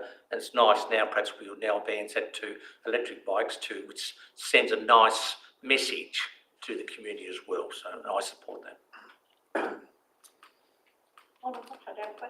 Yeah, I do. Thank you, Mayor. Just in regards to e-scooters, and I'm not too sure how it works. I'm not totally across the topic, but I know it was a trial in Hobart. Was there planned for like hubs for drop off for those bikes, or you can literally just put them anywhere once you finish going on your journey? Is that something we should take into consideration with this, or? Oh, you're talking about the scooters? Yeah, the e-scooters, yeah. They haven't put a formal proposal to us, but they did note the need for allocated Drop-off drop-off stations. stations. Yeah, Yeah, okay. absolutely. So they were talking about near KG5 and at Mona itself. I guess it just alleviates that issue, people just dropping them off here, there and everywhere, I guess, so yeah. Yeah, well, and I guess at this time, they're only proposing along the bike track. Yeah, okay. So, yeah. Yep. So, I mean, potentially in future, it will be something that we will need to consider though, if they, you know, if the bike track if the bike track trial was successful and they wanted to expand further, it would be something we'd need to consider here, definitely. Yeah, cool, just wanted to see clarity, that's all, so thank you. Further discussion? Yeah, can I talk about those e-bikes in committee sometimes, not later on? Yes. Thank you. Yeah, absolutely. I have a couple of questions, and one goes to the point that Alderman Yaxley raised around reporting on progress. And I guess, you know, we're looking at, in 8 years, 11 of the 29 actions have been completed, but it's only now that we're recognising the need to allocate resources to reviewing this, which I feel like is evidence of the point that I've raised numerous times over the past 5 years, that we need better governance of our enabling strategies or plans or frameworks, because we endorse these strategies as a council, and then, you know, I don't think it's come across the council table for the 5 years I've been here. Now, eight years into its development, we're seeing a review, which is great, but I think we need a better governance framework for how we review these strategies. So whether it's an annual report on implementation. I note the Director Riali that you said that there will be another review, another report coming back to us on this. So I have, you know, that's good, but there's not this doesn't provide structure around how regularly we get reports on these sort of strategies. And if it had come across our desks, you know, we probably would have been recognising that or identifying opportunities to allocate resources. Do you know what I mean? So I guess it's a question I have, General Manager, around those, how we can factor this into these sorts of reviews. Yeah, what I'd suggest is we include it as an action in the annual plan. Okay. To look at that governance structure? Yes. Yeah, okay. Thank you. And the report talks about that really scary idea of paid parking. And that the action, like it is in there as an action to look at an economic impact assessment on the concept of paid parking. If council decides that they want to investigate that, what would the cost of an economic impact assessment be, do you reckon? Some time ago, that was, an economic assessment was undertaken under this strategy, and that actually did come to a council workshop. And I think the advice was not to do it back then. But we could actually look at trying to do something again and get a quote on it. I don't know off the top of my head how much it would cost. It's quite involved in what they would have to assess as far as, and it involves assessing other areas where the movement of the market would go if paid parking was introduced. But there's a number of different forms of paid parking. There's parking for permits for longer term parking. There'd be paid parking in certain zones only, or you could introduce parking meters everywhere. So there's a number of different options in the paid parking area. If you want a quote, just ask the shopkeepers in North Hobart, they'll give you a quote. Paid parking. Thank you. And do we charge private car park owners for enforcement activities? Yes, we do. So we actually do undertake enforcement in the Northgate car parking area for a fee. For a fee? Yeah. I'd be the same in Harris Scar. Yes, I believe so. Yes. I know that we actually do patrol certain private car parks as a fee for service. So. Thank you. With that fee for service also, we get the revenue as well from the infringements? I'm not sure how it works, to be honest. Okay. The compliance area looks after that, but there is some sort of arrangement in place that they pay a base retainer, and I think there is a certain amount of the infringements that come back. I always thought that went to us to do. I think it only the Act, it's got to be us. I want a bit more information on that. Yeah. Thank you. Thank you. Okay, there's no further discussion. Questions? Go back to the mover, Councillor Kendall. Yeah, I'm happy to close debate. Okay, put the motion. Please raise your hand if you're for. Carried unanimously. Item 14. Oh, Wow. not even halfway. Glad we changed the meeting time. Submission on the draft Tasmanian planning policies. The recommendation that Council endorse the representation on the draft Tasmanian planning policies and attachment 2 for submission to the Tasmanian Planning Commission. Do I have someone to move as a motion? Alderman Cockshut, seconded Alderman Slade. Alderman Cockshut. Thank you, Mayor. Happy with the report, and like I said, we've gone through a lot of workshops with this process. It's very detailed, so I know the staff of the council have done a lot of work in regards to our submissions. Happy to support the motion. Alderman King. I concur with Alderman Cockshut. They've done a ton of work and appreciate the presentation to us. I just hope that it's taken notice of. I try not to be cynical, but there's a little part of me that just gets out there sometimes. Thank you, Alderman King. Deputy Mayor. Well, I've got to state that I do support the work of our officers, but I just find it an absolute joke that what was it called? The one, I've forgotten the name of it, the policy that was introduced by the government, and I think it was still when I was Mayor of Hobart, so that was back in 2018, something like that, or 2017, where we're going to have this single policy. It's still being worked through. We're still getting stuff from the government who have got all the experts, and the document is, I quote the officers, is too long. The role of the document is unclear. It appears to be duplicating regional land use strategies and state planning provisions. The document duplicates other state policies and Schedule 1 objectives of LUPA. There is conflict within and between policies. The language needs to be reviewed. Many strategies are written as objectives and are too detailed and belong in the SPPSs. This confuses the role of the document as a high-level policy. It seems ludicrous that we are having to get our officers to rewrite a government document that's gone out to 29 councils, and so now they're going to waste time getting the feedback that they should have done in the first place. And it's kind of insulting that this single-use planning authority thing is taking so long to get right. I mean, the government should have resourced it properly in the first place, should have explained it properly. And this is sort of like policy on the run. So I'm afraid big slap to the government for what is effectively, a document that has to be rewritten by the councils to give back to the government.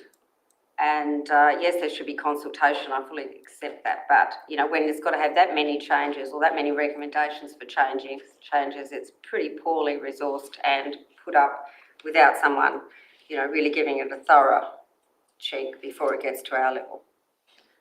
Deputy Mayor. Further discussion? Alderman Yaxley. Yeah, thank you, Mayor. Through you, just a comment in terms of, and I think our planners and the team within that are obviously very intelligent and have invested into the comments, and they really do highlight that they want to really reduce the complexities and not add another layer of red tape. And if anything is taken from that, is that it needs to be a streamlined process, however that looks. And I agree with the Deputy Mayor as well in terms of making sure that the document, when it's finalised, is a workable and a usable policy. In terms of the plan, it's a critical. It's critical that we get this right for future development. Probably years and years and years to come. It needs to be done very, very well. So well done to the planning team in making those comments. Thank you, Alderman Yaxley. Any further discussion? Councillor Kendall. Just the highlights reel, I guess, for the community, if anyone's still watching. I think I agree with what people have said about this is a fantastic report. So you hear the frustration with Deputy Mayor about the amount of resources that have gone into this, but wonderful recommendations. So some of them being that the expansion of the urban growth boundary shouldn't highlight the opportunity for non-compliance. There should be stronger language around development not being supported rather than allowing opportunities for development around intolerable risk. A policy statement on waste, so these are all things that the management pointed out as key things that should have been included. And also the cumulative impacts of biodiversity loss, which we were talking about before. And I wanted to highlight a recent, just last week, a environmental consultancy in Hobart called GeoNeon did a heatwave study with UTAS, and which was funded by the SES, and they showed that 9 out of the 10 suburbs which are most prone to heatwave are all in the Glenorchy area. So I would suggest that that cumulative impact of biodiversity loss could be expanded to include canopy cover, which is really essential for street cooling, which it seems, you know, we're a big target for heat waves. So yeah, commending the council officers for their work. Thank you. Any further discussion? Go back to move Alderman Cockshott to close debate. Thank you, Mayor. Very good discussion around the table by elected members. Hopefully we can get this feedback passed on to the appropriate department to have a clear, succinct and a clear document. Obviously, it's been mentioned it's way too long, 59 pages, isn't effective, isn't clear. So hopefully the good work from our team here at the council can pass it on to the government to make a clear document which makes it a better design and easy to understand for the general public moving forward. Thank you. I'll put the motion to the vote. Please raise your hand if you're for. Carried unanimously. Moving on to item 15, proposed waste management. Could I ask you if we could have perhaps a 10 or 15 minute break given the length of the agenda and we've got significant items still to go? I'm going to do one more. You want to do one more? Okay. No, if we can pause now if you like, 6:30. Coming back at 6:40 for adjourn for 13 minutes. How's that? Thank you. Very specific. Okay.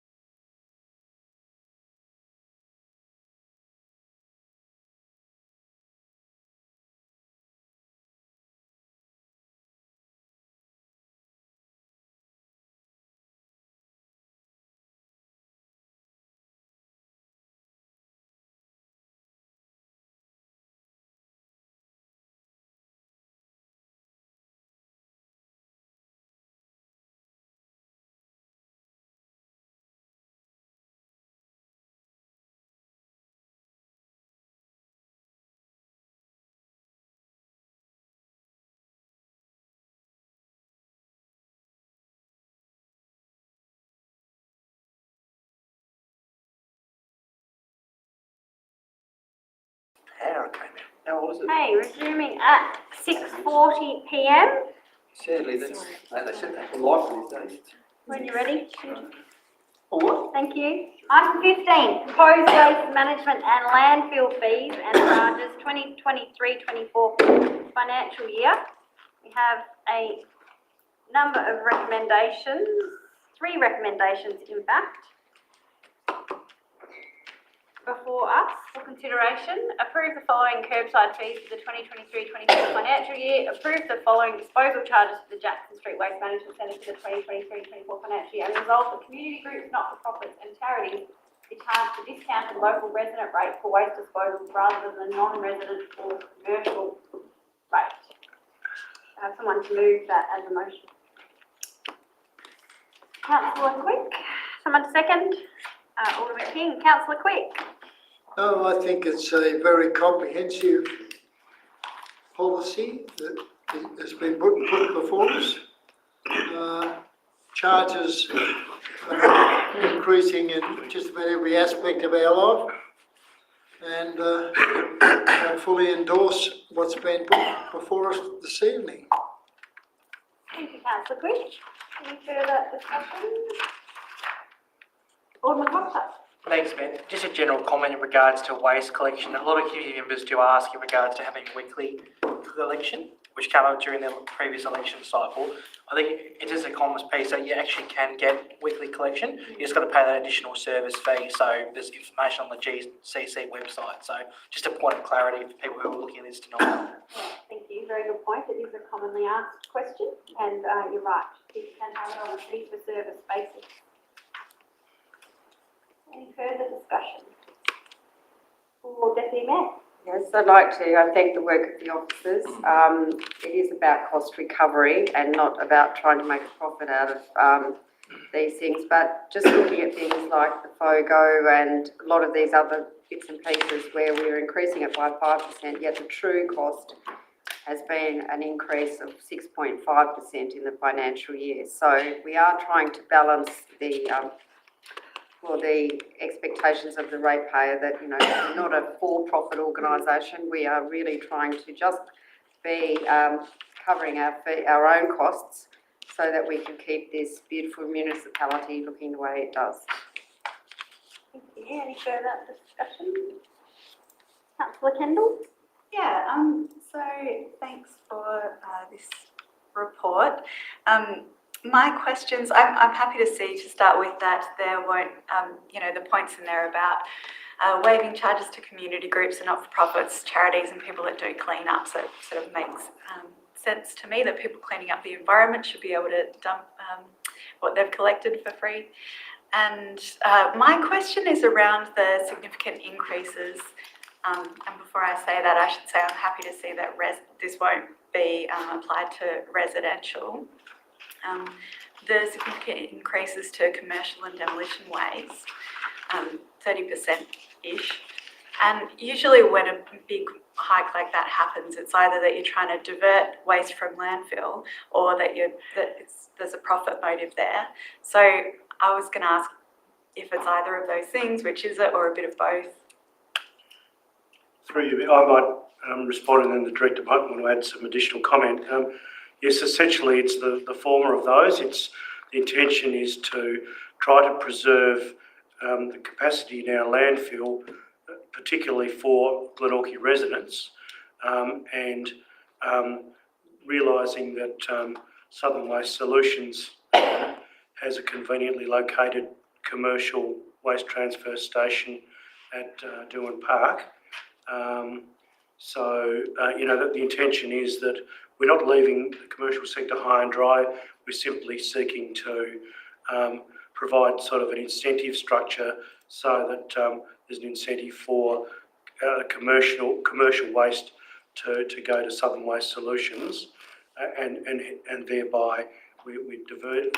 The aim is to divert that waste and maintain that landfill space for our residential users. Mayor, that's pretty much the crux of it. It's also to encourage people to separate their waste properly, like demolition waste, bricks and concrete. If it's mixed in with dirt, it's basically classed as general waste, but if it's separated out, there is a rate for clean fill and there's a rate for demolition waste that's cheaper than general waste. But if it all comes in together, then basically it has to be treated as general waste because the separation process can be quite expensive if it's undertaken at all. Thank you. We think Just a question. I'm happy with it, very happy with it, but just one little point of confusion, and it's only when the weight bridge is non-operational, but the top line where it says a boot load up to a maximum of 0.25 metres cubed. Now, I'm assuming that's 8 inches by 8 inches by 8 inches, 0.25 of a metre. Or metres, 10 inches. 10 inches, Yeah, 10 inches cubed. Cubed, yes. You get more than your little bin in your house, 10 inches cubed.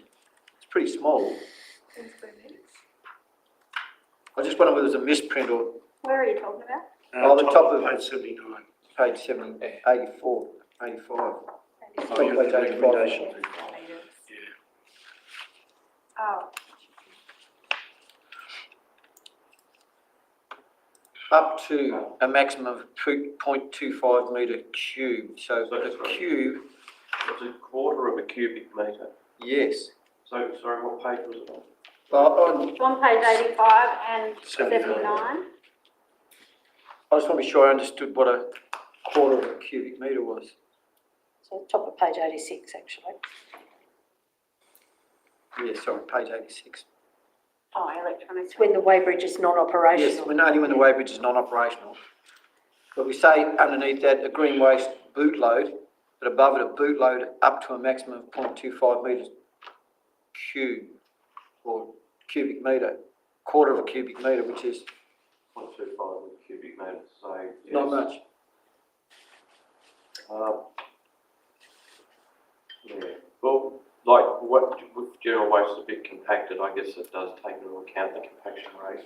Yeah, not a criticism, I just wonder if I've understood it properly. It has been that way for quite some time, as well as the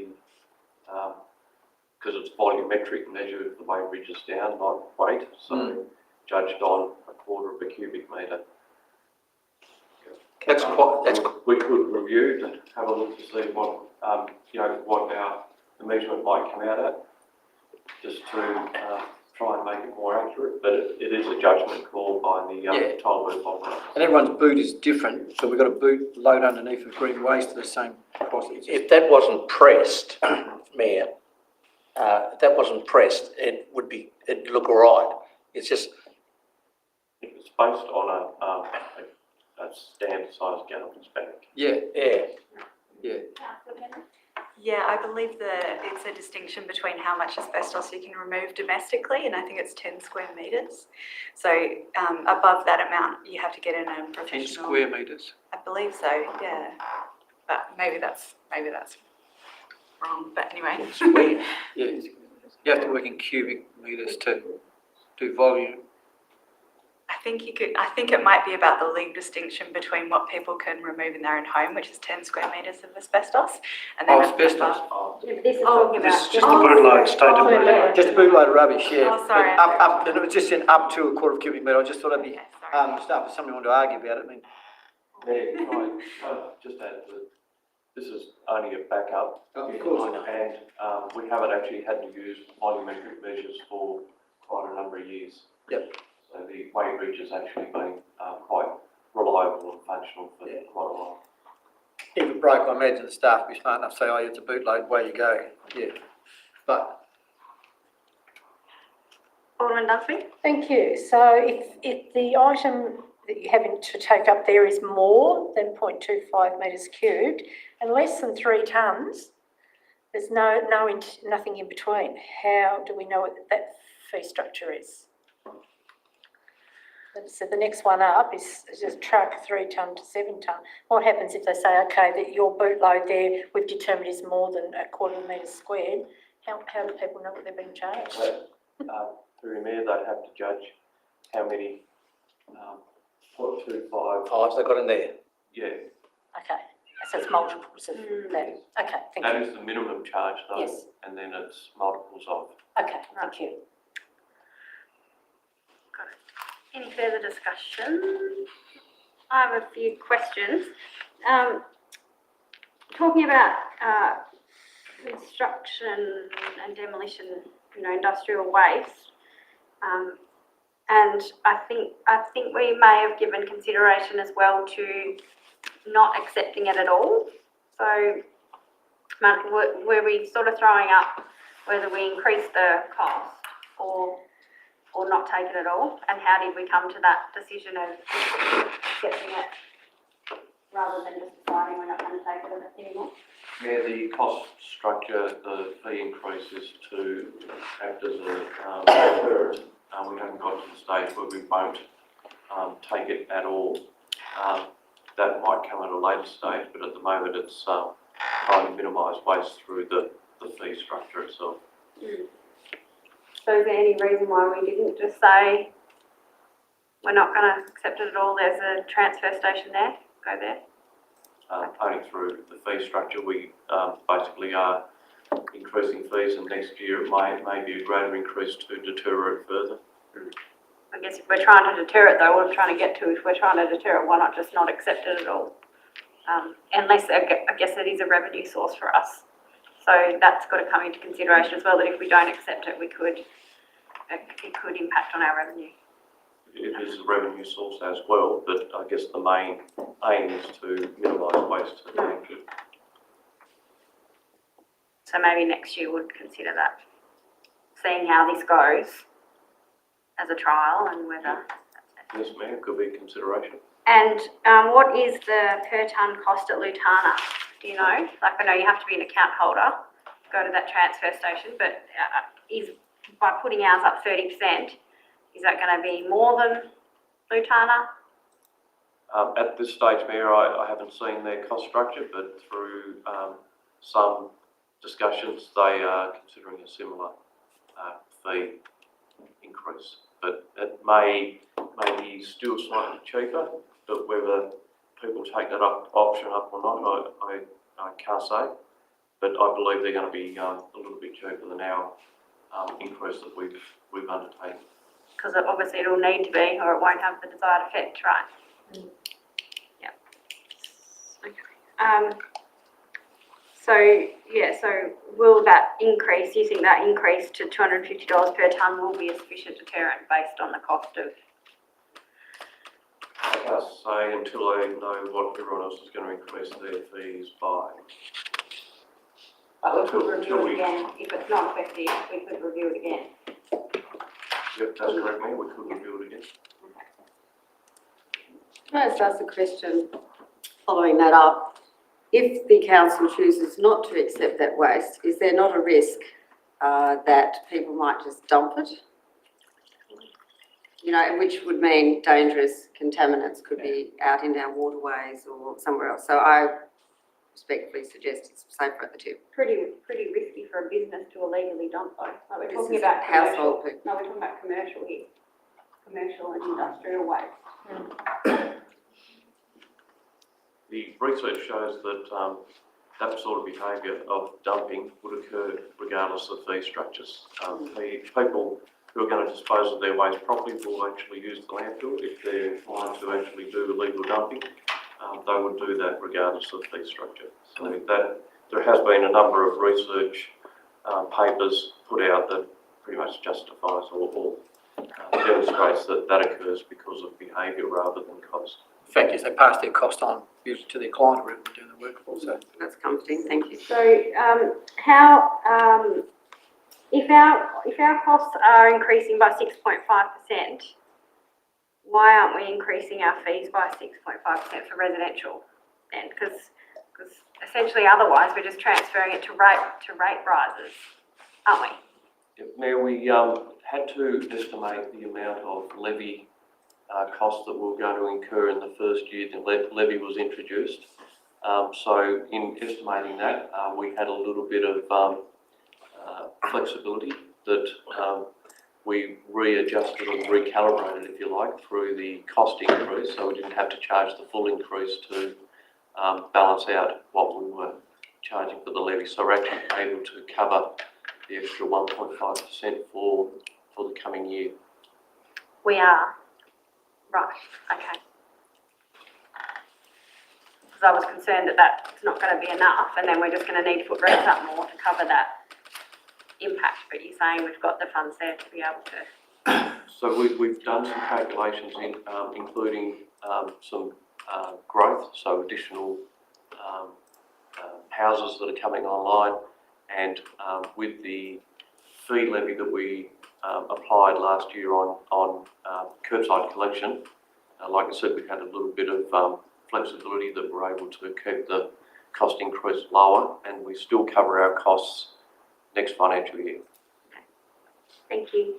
And just another question in relation to FOGO. Are we working with commercial ratepayers on FOGO? And do you know how many we have using a FOGO service?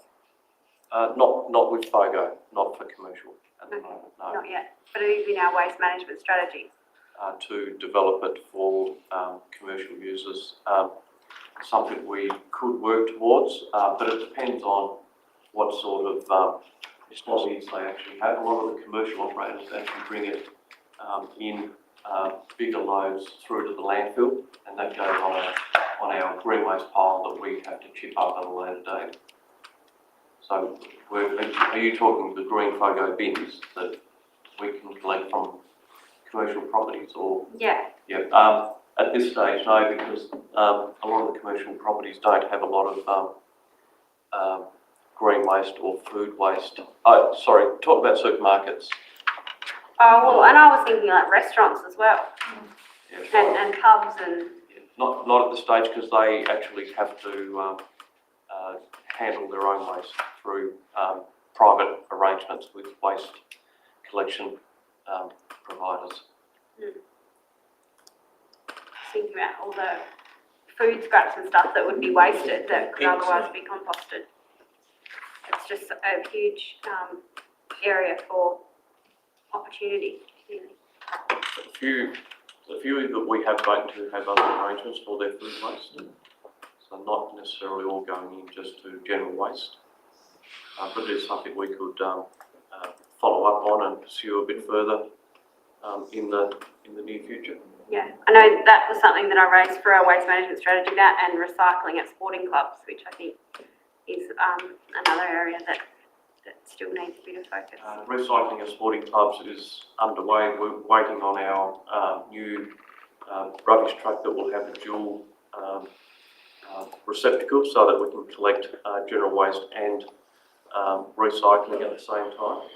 And so that there has been a bit of a delay in that truck just through supply chain issues, but that has been ordered, and when that arrives, we'll be able to provide that service to sporting clubs. Okay. Mayor, I've seen a truck go through in the mornings, and quite obviously it's going to the pigs or somewhere, and that's got veggies and breads and things like that. So that's quite obviously going to a farm somewhere. So is that monitored or? Not by council. No. Okay. Okay, thank you. And final question, is the charitable exemptions through the State Waste Recovery, Resource and Recovery Board process, is that process in place yet? Yes, it is. There was an announcement about 3 months ago, and that was the launch of it. Yeah, so they can actually make those claims already. Good. Okay. All right, thank you. I'm happy with the recommendations, and thank you for answering my questions. Any further discussion? Just, Deputy Mayor? yes, thank you, Mayor. I had to phrase this as a question, so it might sound a bit absurd, but is it not, is it your understanding too that many organisations, I'm thinking of Banjos and Coles and other places, allow for food scraps, well not food scraps, but food that is not perfect, to go to homeless organisations and also to charities such as the Bonnerongs and I can't think of the farm down at Huonville, but certainly Brightside, I've witnessed loads of beautiful cakes and donuts and all sorts of things being consumed by pigs. I can confirm that Banjos do supply Louis van. Yeah, they do. And Second Bite and those type of organisations. So there are a few that donate to that, but I think supermarkets have an arrangement with an organic waste collection. I'm not sure where, I don't think it goes to charity organisations, but I know that they don't just dump it into general waste. No. And you go to Vinnie's on a Wednesday to their places, they tell me this, I wouldn't do it, but they tell me this, that the loaves of bread are on there, you know, and they're all fresh the day before, you just pick them up and take them out and whatever. Barney's just saw that, of course, yeah. Okay, if there's any further discussion, councillor Kendall, sorry. Nothing. Yeah, so my concern is that I support the 5%, but my concern is about that 30% of the commercial rate rise, and I fear that it won't achieve either the make us more money, because I think people just go elsewhere, and I don't think it'll achieve reducing waste to landfill, because I think it's looking at the landfill overall, like it will reduce the waste to our landfill. But I think more and more people are dealing with waste in a yes in my backyard way, and are really processing on site and taking real ownership of their own waste. And I would love to see us do that as a council.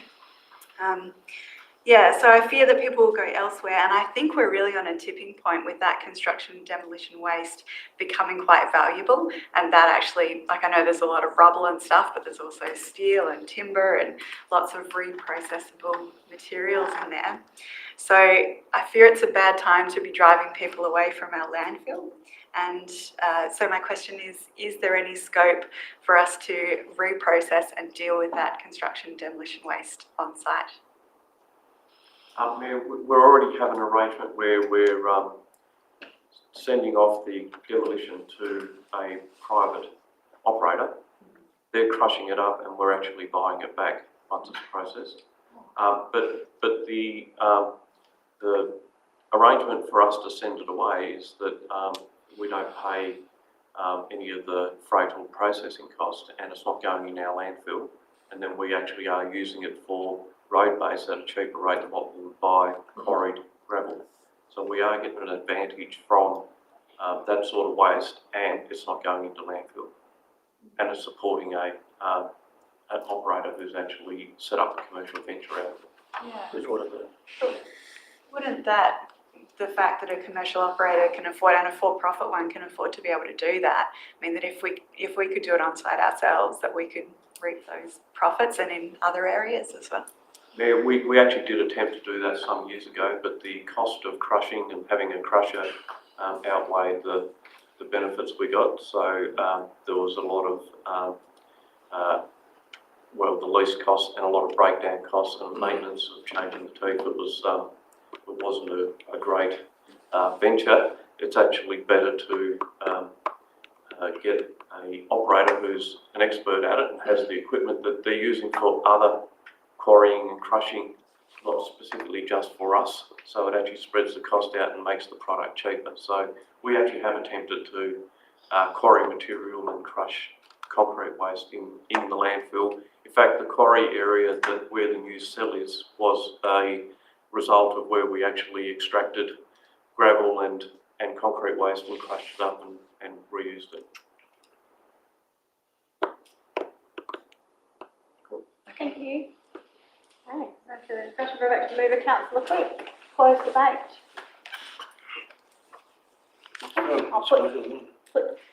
It was you, wasn't it? That moved it? No. Yep, nothing further to add? No, it's been a good discussion, yep.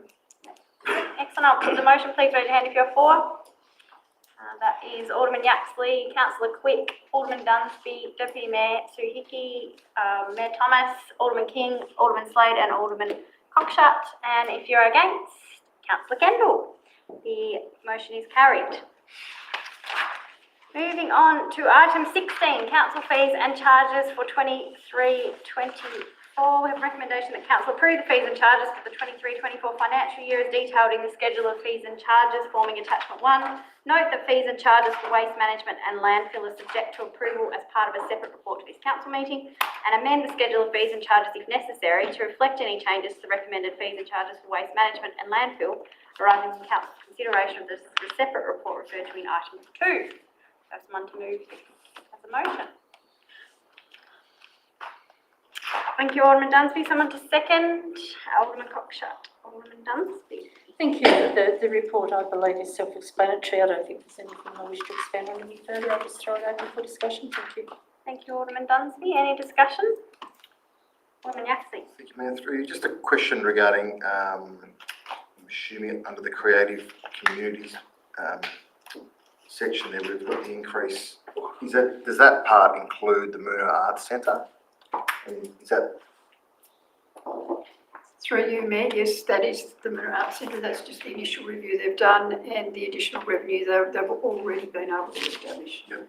And to raise. Yeah, and so with regard to, so there was from me, correct me if I'm wrong, there was a business case being produced and, Yes. and a set of fees. Is that That will be in the business plan that comes to the council. future? In, I think August meeting it will come to council. So it's currently underway. Preemptively, yeah. It's preempting what the increase in fees and additional opportunities within, including bar sales and those sorts of things will Yeah, bring. okay, no worries. Thank you. Thank you. Any further discussion? I just have a question about the fee for Tolosa Park hire for concerts, and I have raised this previously as to whether we can review the fee for Tolosa Park hire for concert activity with a view to creating a new fee category. And report back to council on that at some time. I did go to a concert there earlier this year, and the promoter had got a pretty good deal, I thought, by having to pay the higher fee for each individual hut. And that was really about it, because we don't have a separate category for hire fee for hiring the whole park out. So, you know, it's not, we don't have a lot of concerts there, but when we do, I think it's in the community's interest to make sure that that is reflective of what a concert venue should be appropriately charged out at. And so I just wondering if we have any capacity to review that.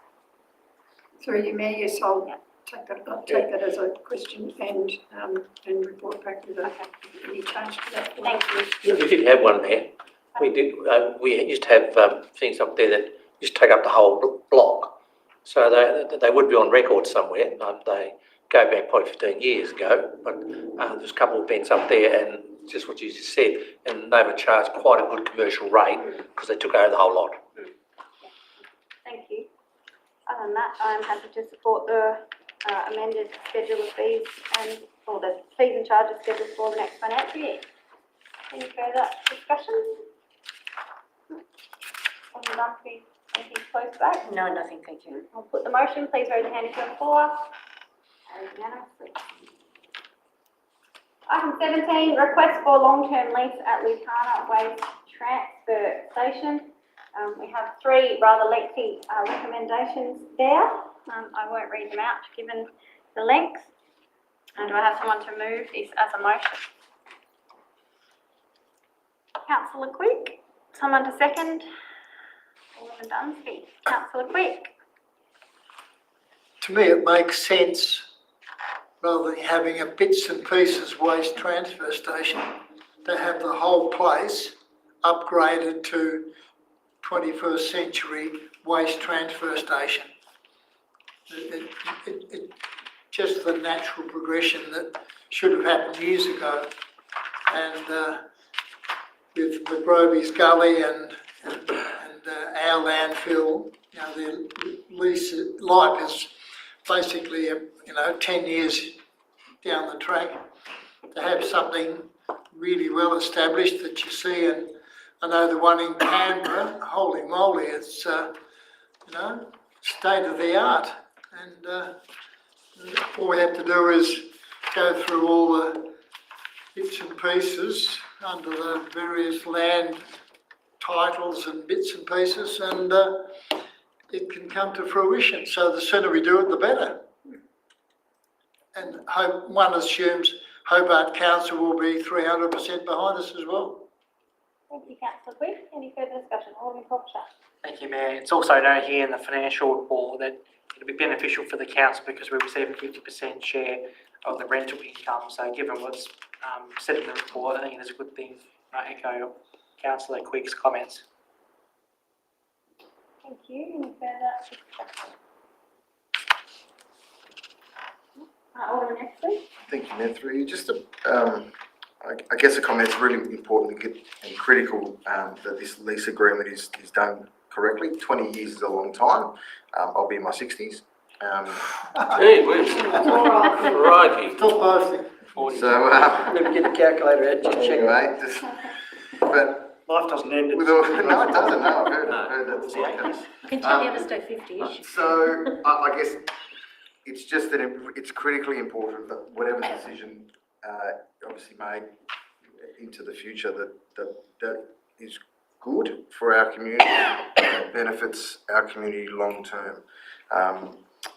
So however that looks, I think as that more detail comes to it, I'm just going to make sure whatever that is, that strategy within that, and the ownership of whatever, or it's part of the lease, it's just got to be beneficial moving forward for our community. Thank you. So just on that, will the terms come back to council for endorsement? I think that's what the recommendation's saying, for consideration by council at a later date. So the terms of that lease will come back in closed council for That's the intention. consideration. Thank you. Any further discussion? Councillor Kendall. Yeah, so I know I'm coming in very late in the piece in this, so I feel like there's not a lot of scope for not approving this lease, and if there's, yeah, I don't know. But so it's a tricky position to be in. My uncomfortable feeling about it is just our loss of leverage over being able to ensure that resource recovery happens. And a bit of uncomfortability around the for-profit model in this waste space, which has seen, big waste issues like the stockpiling of, domestic recycling and soft plastic recycling. I'd hate for us to be in the position where, we were just outsourcing all of our waste and have lost the capacity to actually deal with it ourselves. So that's my concern. I'm not really sure what to recommend. I don't know Southern Waste Solutions well enough to really comment. I guess that's a statement rather than a question. If it might give you some peace of mind, so the terms of the lease will come back to council for consideration. So what we're approving here is that negotiation process to happen. So there will be more detail on matters like you talk about. That will give us some leverage, I guess, and control in being the owner of the site. Is that right? That's correct. Except, Mayor, they're not a recycling company. No. They are a waste. Waste transfer. So they will be dealing with a waste transfer station that deals with general waste. Yeah. And they are going to be setting up for organics acceptance receival and turning that into a organic product that can be reused, but they are not a recycling company. The MRF, or the Materials Recovery Centre below, run by Glenorchy, that's the actual recycling centre, and we have a contract with them to actually collect our recycling. But this is a totally separate entity and a separate waste management agreement. The reason it's for the whole site is because they would like to invest in the site and build a waste transfer station that will be able to service the whole region eventually when all the landfills close. And there is space available, or they've left space so that a more of a residential waste transfer station could be set up if required at a later date as well. And that would probably have the ability for a material recovery process to actually happen. But the way this is for commercial waste, where the big trucks with the compacting unit on the back will drive in, back up, unload, drive off, and off they go again for more waste. So it is more of a large-scale commercial waste transfer station. So sort of compacting and shipping, and that's it. So they will collect waste from various companies and various areas of the southern region, and they will use that as a bit of a collection point where they collect that waste in smaller trucks. They'll compress it into slugs, so bigger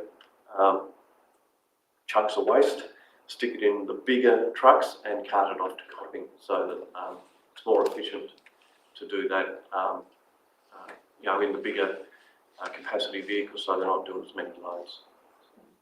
That's how it will operate.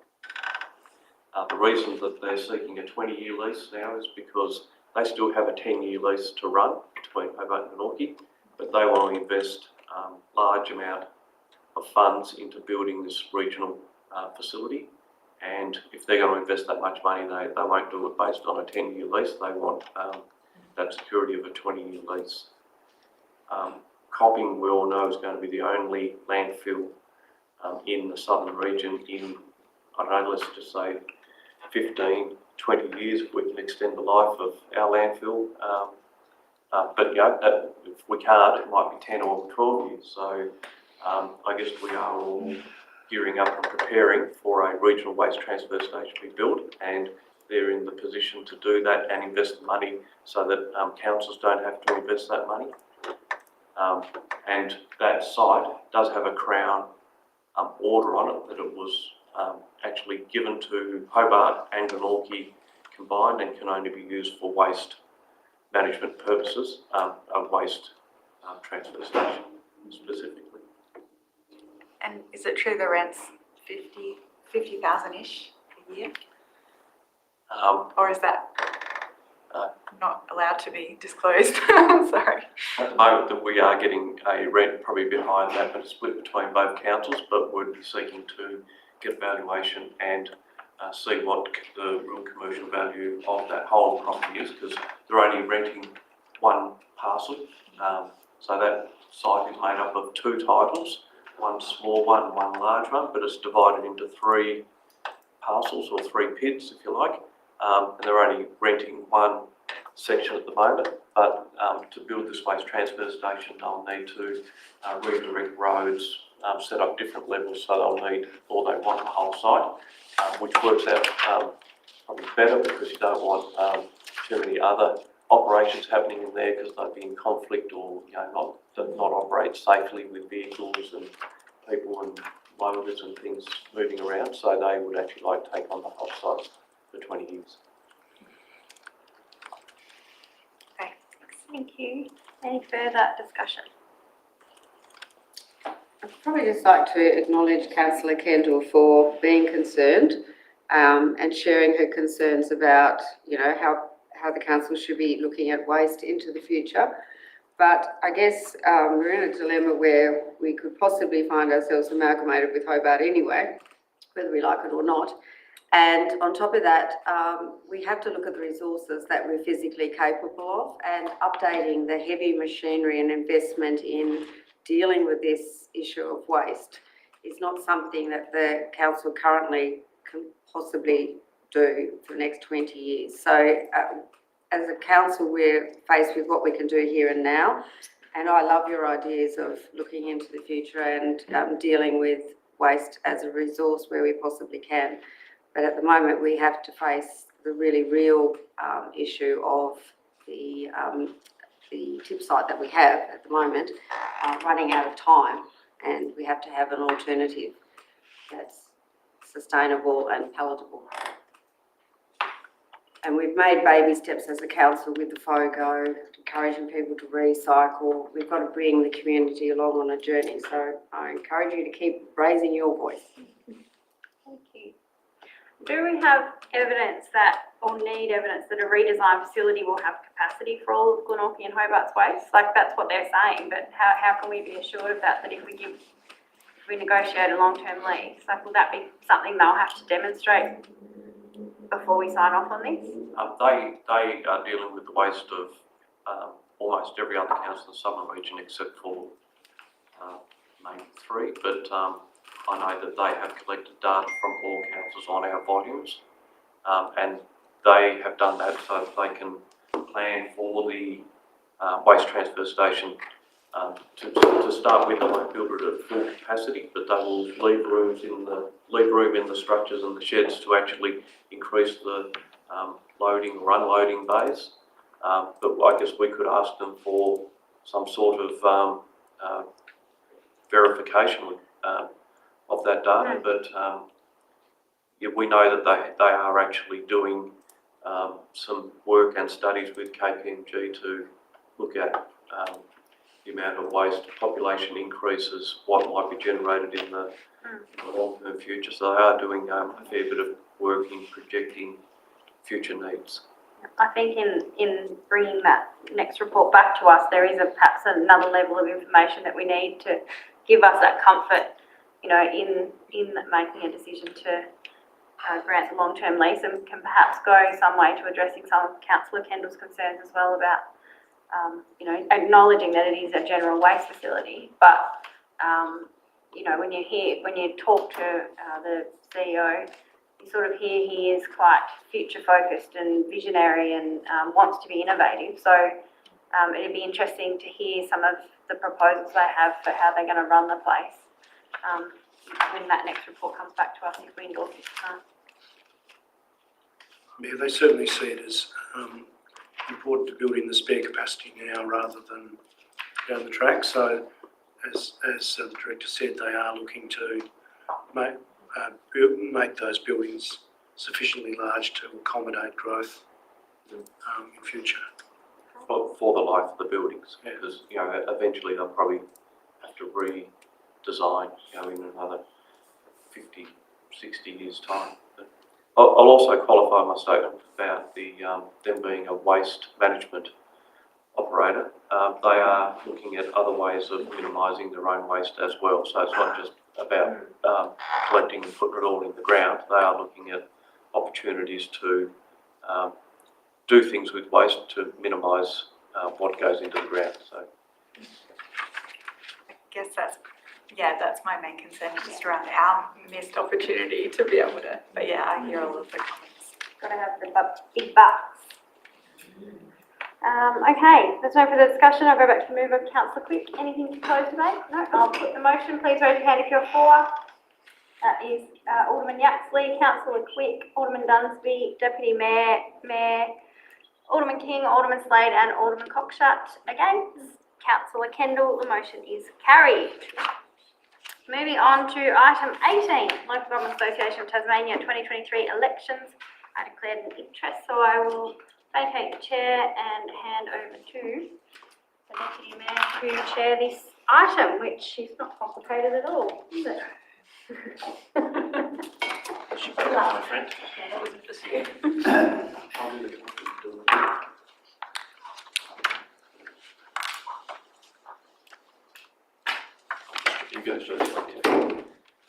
Okay, we have a recommendation before us. Would someone like to move the recommendation? Thank you, Alderman Quick. Thank you, Alderman Cockshut, for seconding it.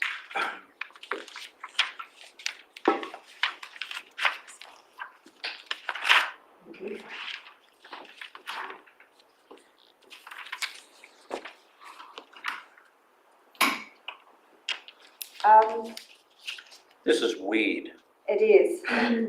Yes, I actually am very confused by this process because we have a ballot paper that does not have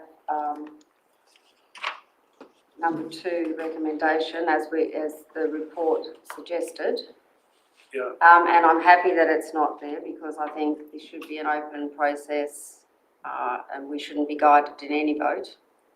The trouble with it, Deputy, is we've got a recommendation for one person, but with the remainder, we then go into a democratic process of picking, and us all picking that differently could be such that throws the preferred person out of the window because of the preferences that goes through to these other people. So I thought if you wanted to do it that way, that there would have been a consensus of or agreement to why you wouldn't have the other people coming from us collectively as 1, 2, 3, 4, 5, 6 or whatever.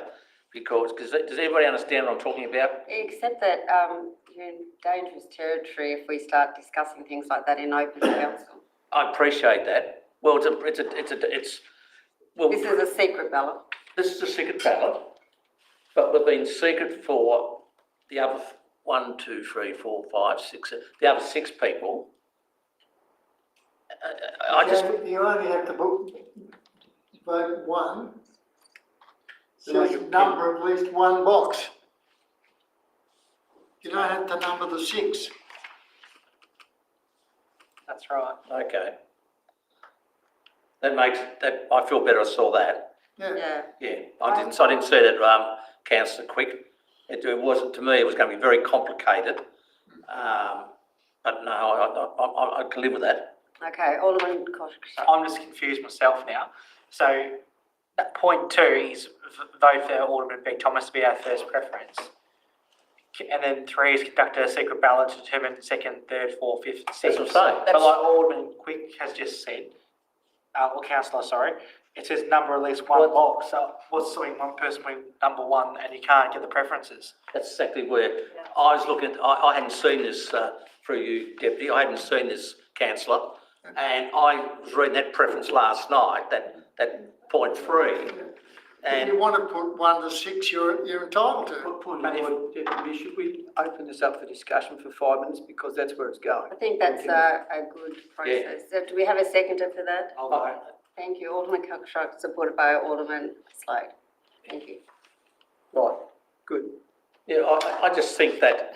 Suspension of standing orders. Yeah, I read that last night, and I thought, oh, this is right. So when I got this here, I naturally thought, wow, this is a bit bizarre, because, as I said, we've got a preferred person, and the rest of it is done in a different process, and now we've got this ticket here, which only says the 1.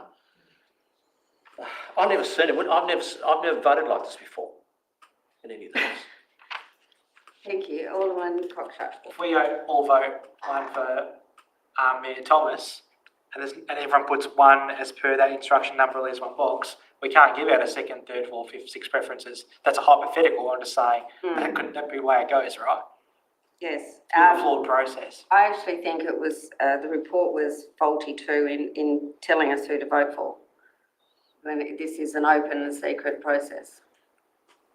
An open secret process? No, but it's an open process and we've been given a secret ballot. Well, that's what it's meant to be, yes. But Yeah, but there is no, and I'm glad it's not predetermined on the ballot paper, as I was led to believe by the report. But on that predetermines vote for Alderman Beck Thomas as the first preference.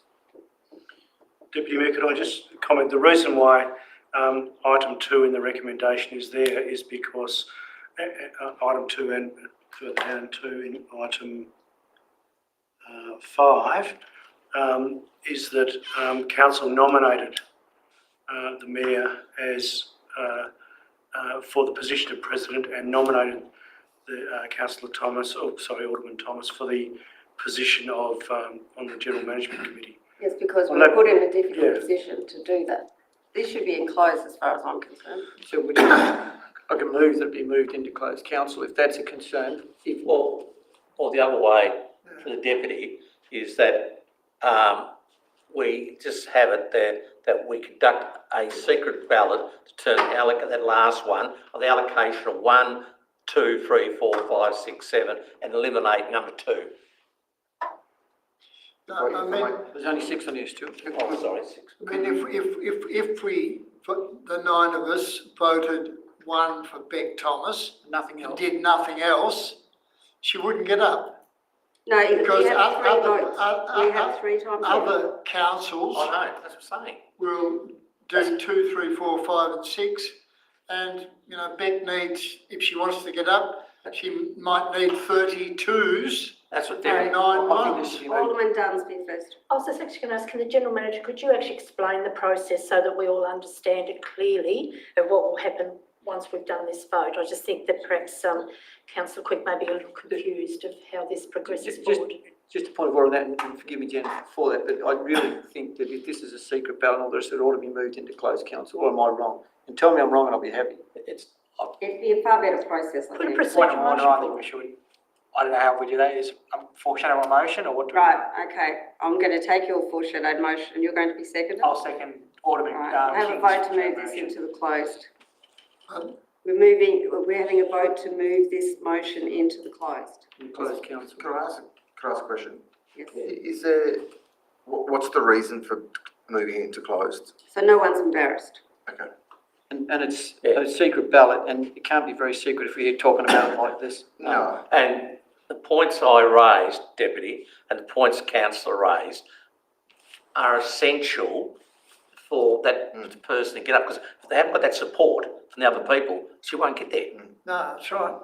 Alderman Dunstan? Again, can I ask the General Manager why you chose to put it in open, for our clarity?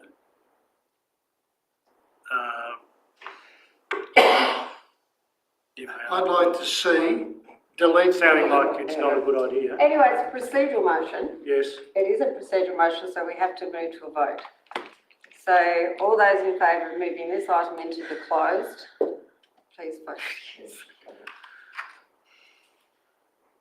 It's unanimous. The motion will be moved to the closed. So do we get the mayor back and continue on with the rest of this part and then move this into closed council? And Well, this is moved into closed already. We've already done that. So we're moving on to the next item, which is update council policies. Is that correct? Alan, could you shut the door, please? the mayor can, Oh, we're going to do it immediately or move it into closed? so we haven't actually gone into closed council. We're moving it into the closed section.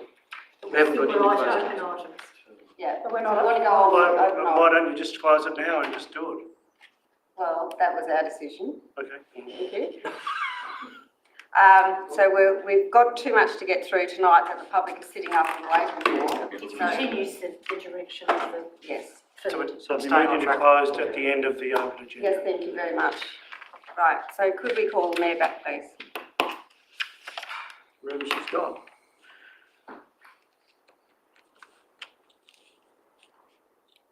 Sorry, that sounded rude, Tony, but No, that's that was the instruction of And council. we've been rude. No, I wasn't, I was Yeah. genuinely asking the question. No, we've been Moving it rude. closed, do you mean doing it now? Yeah, I think no, that's it's the way I not said it. fair. I apologise. Deputy, each one of these persons, like we used to do it, had a CV, a little CV that we could, I know we've all received something, but actually on paper.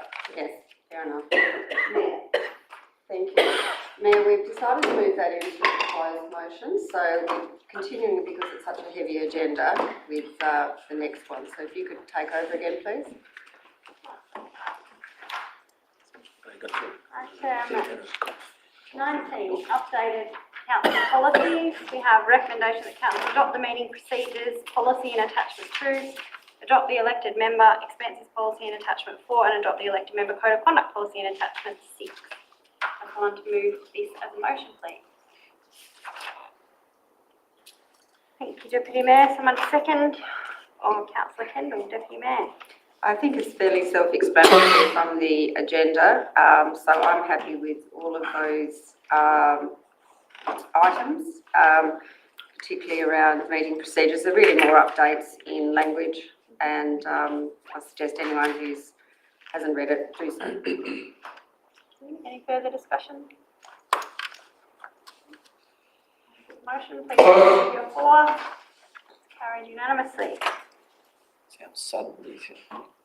No, Deputy Mayor, Councillor Kendall. No. Item 20, Capital Works Status Report. We have a recommendation that council receive and note the Capital Works Status Report to the end of the April 2023 quarter. Do I have someone to move? Alderman Dunsby, someone to second. Alderman Cockshut, Alderman Dunsby. Thank you. The report is self-explanatory but quite comprehensive. It gives us a good overview of the projects and where they're at, and the budget forecast as well. So I believe the report is fairly self-explanatory. I don't think I have any questions. Throw it open to the floor. Thank you. Thank you, Alderman Dunsby. Any discussion? Alderman King. Just like to concur with Alderman Dunsby. It is a very concise report, and I'm grateful for the work that's been done. Thank you. So, yep. Any further discussion? No. And I'll put the motion. Please raise your hand if you're for. Carried unanimously. Item 21, Financial Performance Report to 30th of April 2023. We have a recommendation that council receive and note the financial performance report for the year to date ending 30 April 2023 as set out in attachment 1. I have someone to move, Alderman Cockshut, someone to second, Councillor Kendall, Alderman Cockshut. Thank you, Mayor. Very detailed reports. It's good to see we're up 3.8% in terms of revenue against budget. and also expenditure, the positive as well by 3.2%. So very good result for the council so far year to date. Thank you. Any further discussion? Good. And I'll put the motion. Please raise your hand if you're for. Carried unanimously.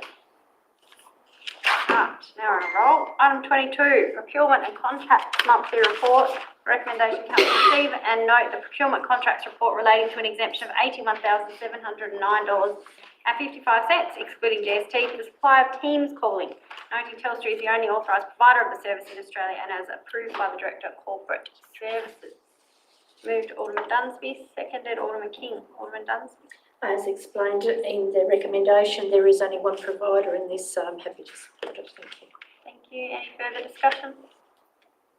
Happy for me to put the motion on, Dunsby? Put the motion, please raise your hand if you're for. Carried unanimously. Item 23, notices of motion. There are none. Questions without notice. Are there any? Deputy Mayor. Thank you. Sorry, I got a bit faster. Yes, Mayor, I'd like to put a question without notice, and that is that could the council have a report into responding to the Tenants Union of Tasmania, and in particular to the author of the letter we all received, Benedict Bartle, regarding the use of empty properties within our municipality, and with a view to support the Launceston City Council's motion that we request the Local Government Association of Tasmania to investigate and report on the implementation of vacant residential land tax for unoccupied homes within the state. And the rationale for that is that a Taswater response indicated that there could possibly be up to 610 houses in the Glenorchy municipality alone that could be returned to the rental market if the owners were so persuaded, and they might be by a financial impost. Thank you. Thank you, Mayor. Any other questions? Alderman Cockshott. Thank you, Mayor Thomas. My question is in regards to our finance team in regards to ground and facility hire for non-profit sporting or art clubs. Just in regards to payment methods, I know Clarence City Council doesn't provide BPay or direct debit electronic transfer. I'm just wondering if that is something that its council has for those clubs. I know historically it's only been by cheque, money order or cash. Given a lot of clubs for non-profits have two to sign, I'm just wondering if that is a method of payment we offer for those services. Please. We'll take that on notice, General Manager. Thank you. Thank you, Alderman Cockshott. Any further questions without notice? Councillor Kendall. Yeah, so a suggestion to add to Deputy Mayor's recommendation there, which I think is a fantastic one, in the lead up to budget time, in a very tight financial global position as we are all in, I think the prospects for raising revenue from vacant houses in order to offset the general population's rates, if possible, has lots of potential. So could we extend that concept or that report to look at the possibility for differential rates based on the assessment of empty houses in conjunction with Taswater, which I think, they're monitoring vacant houses anyway. So maybe there's scope there for applying differential rates on a council level. I'll just take that one on notice. Yes, please. I'm happy to accept that in. Okay, any further questions without notice? None? Okay. Then I will ask that someone move to closed. Moved Alderman King, seconded Slade. Alderman Slade, please raise your hand if you're for. Carried unanimously. Thank you, members of the public who have joined us online for this marathon meeting this evening. Stay safe, stay warm, and we will see you the end of June, last Monday of June. It ain't over yet, this marathon meeting.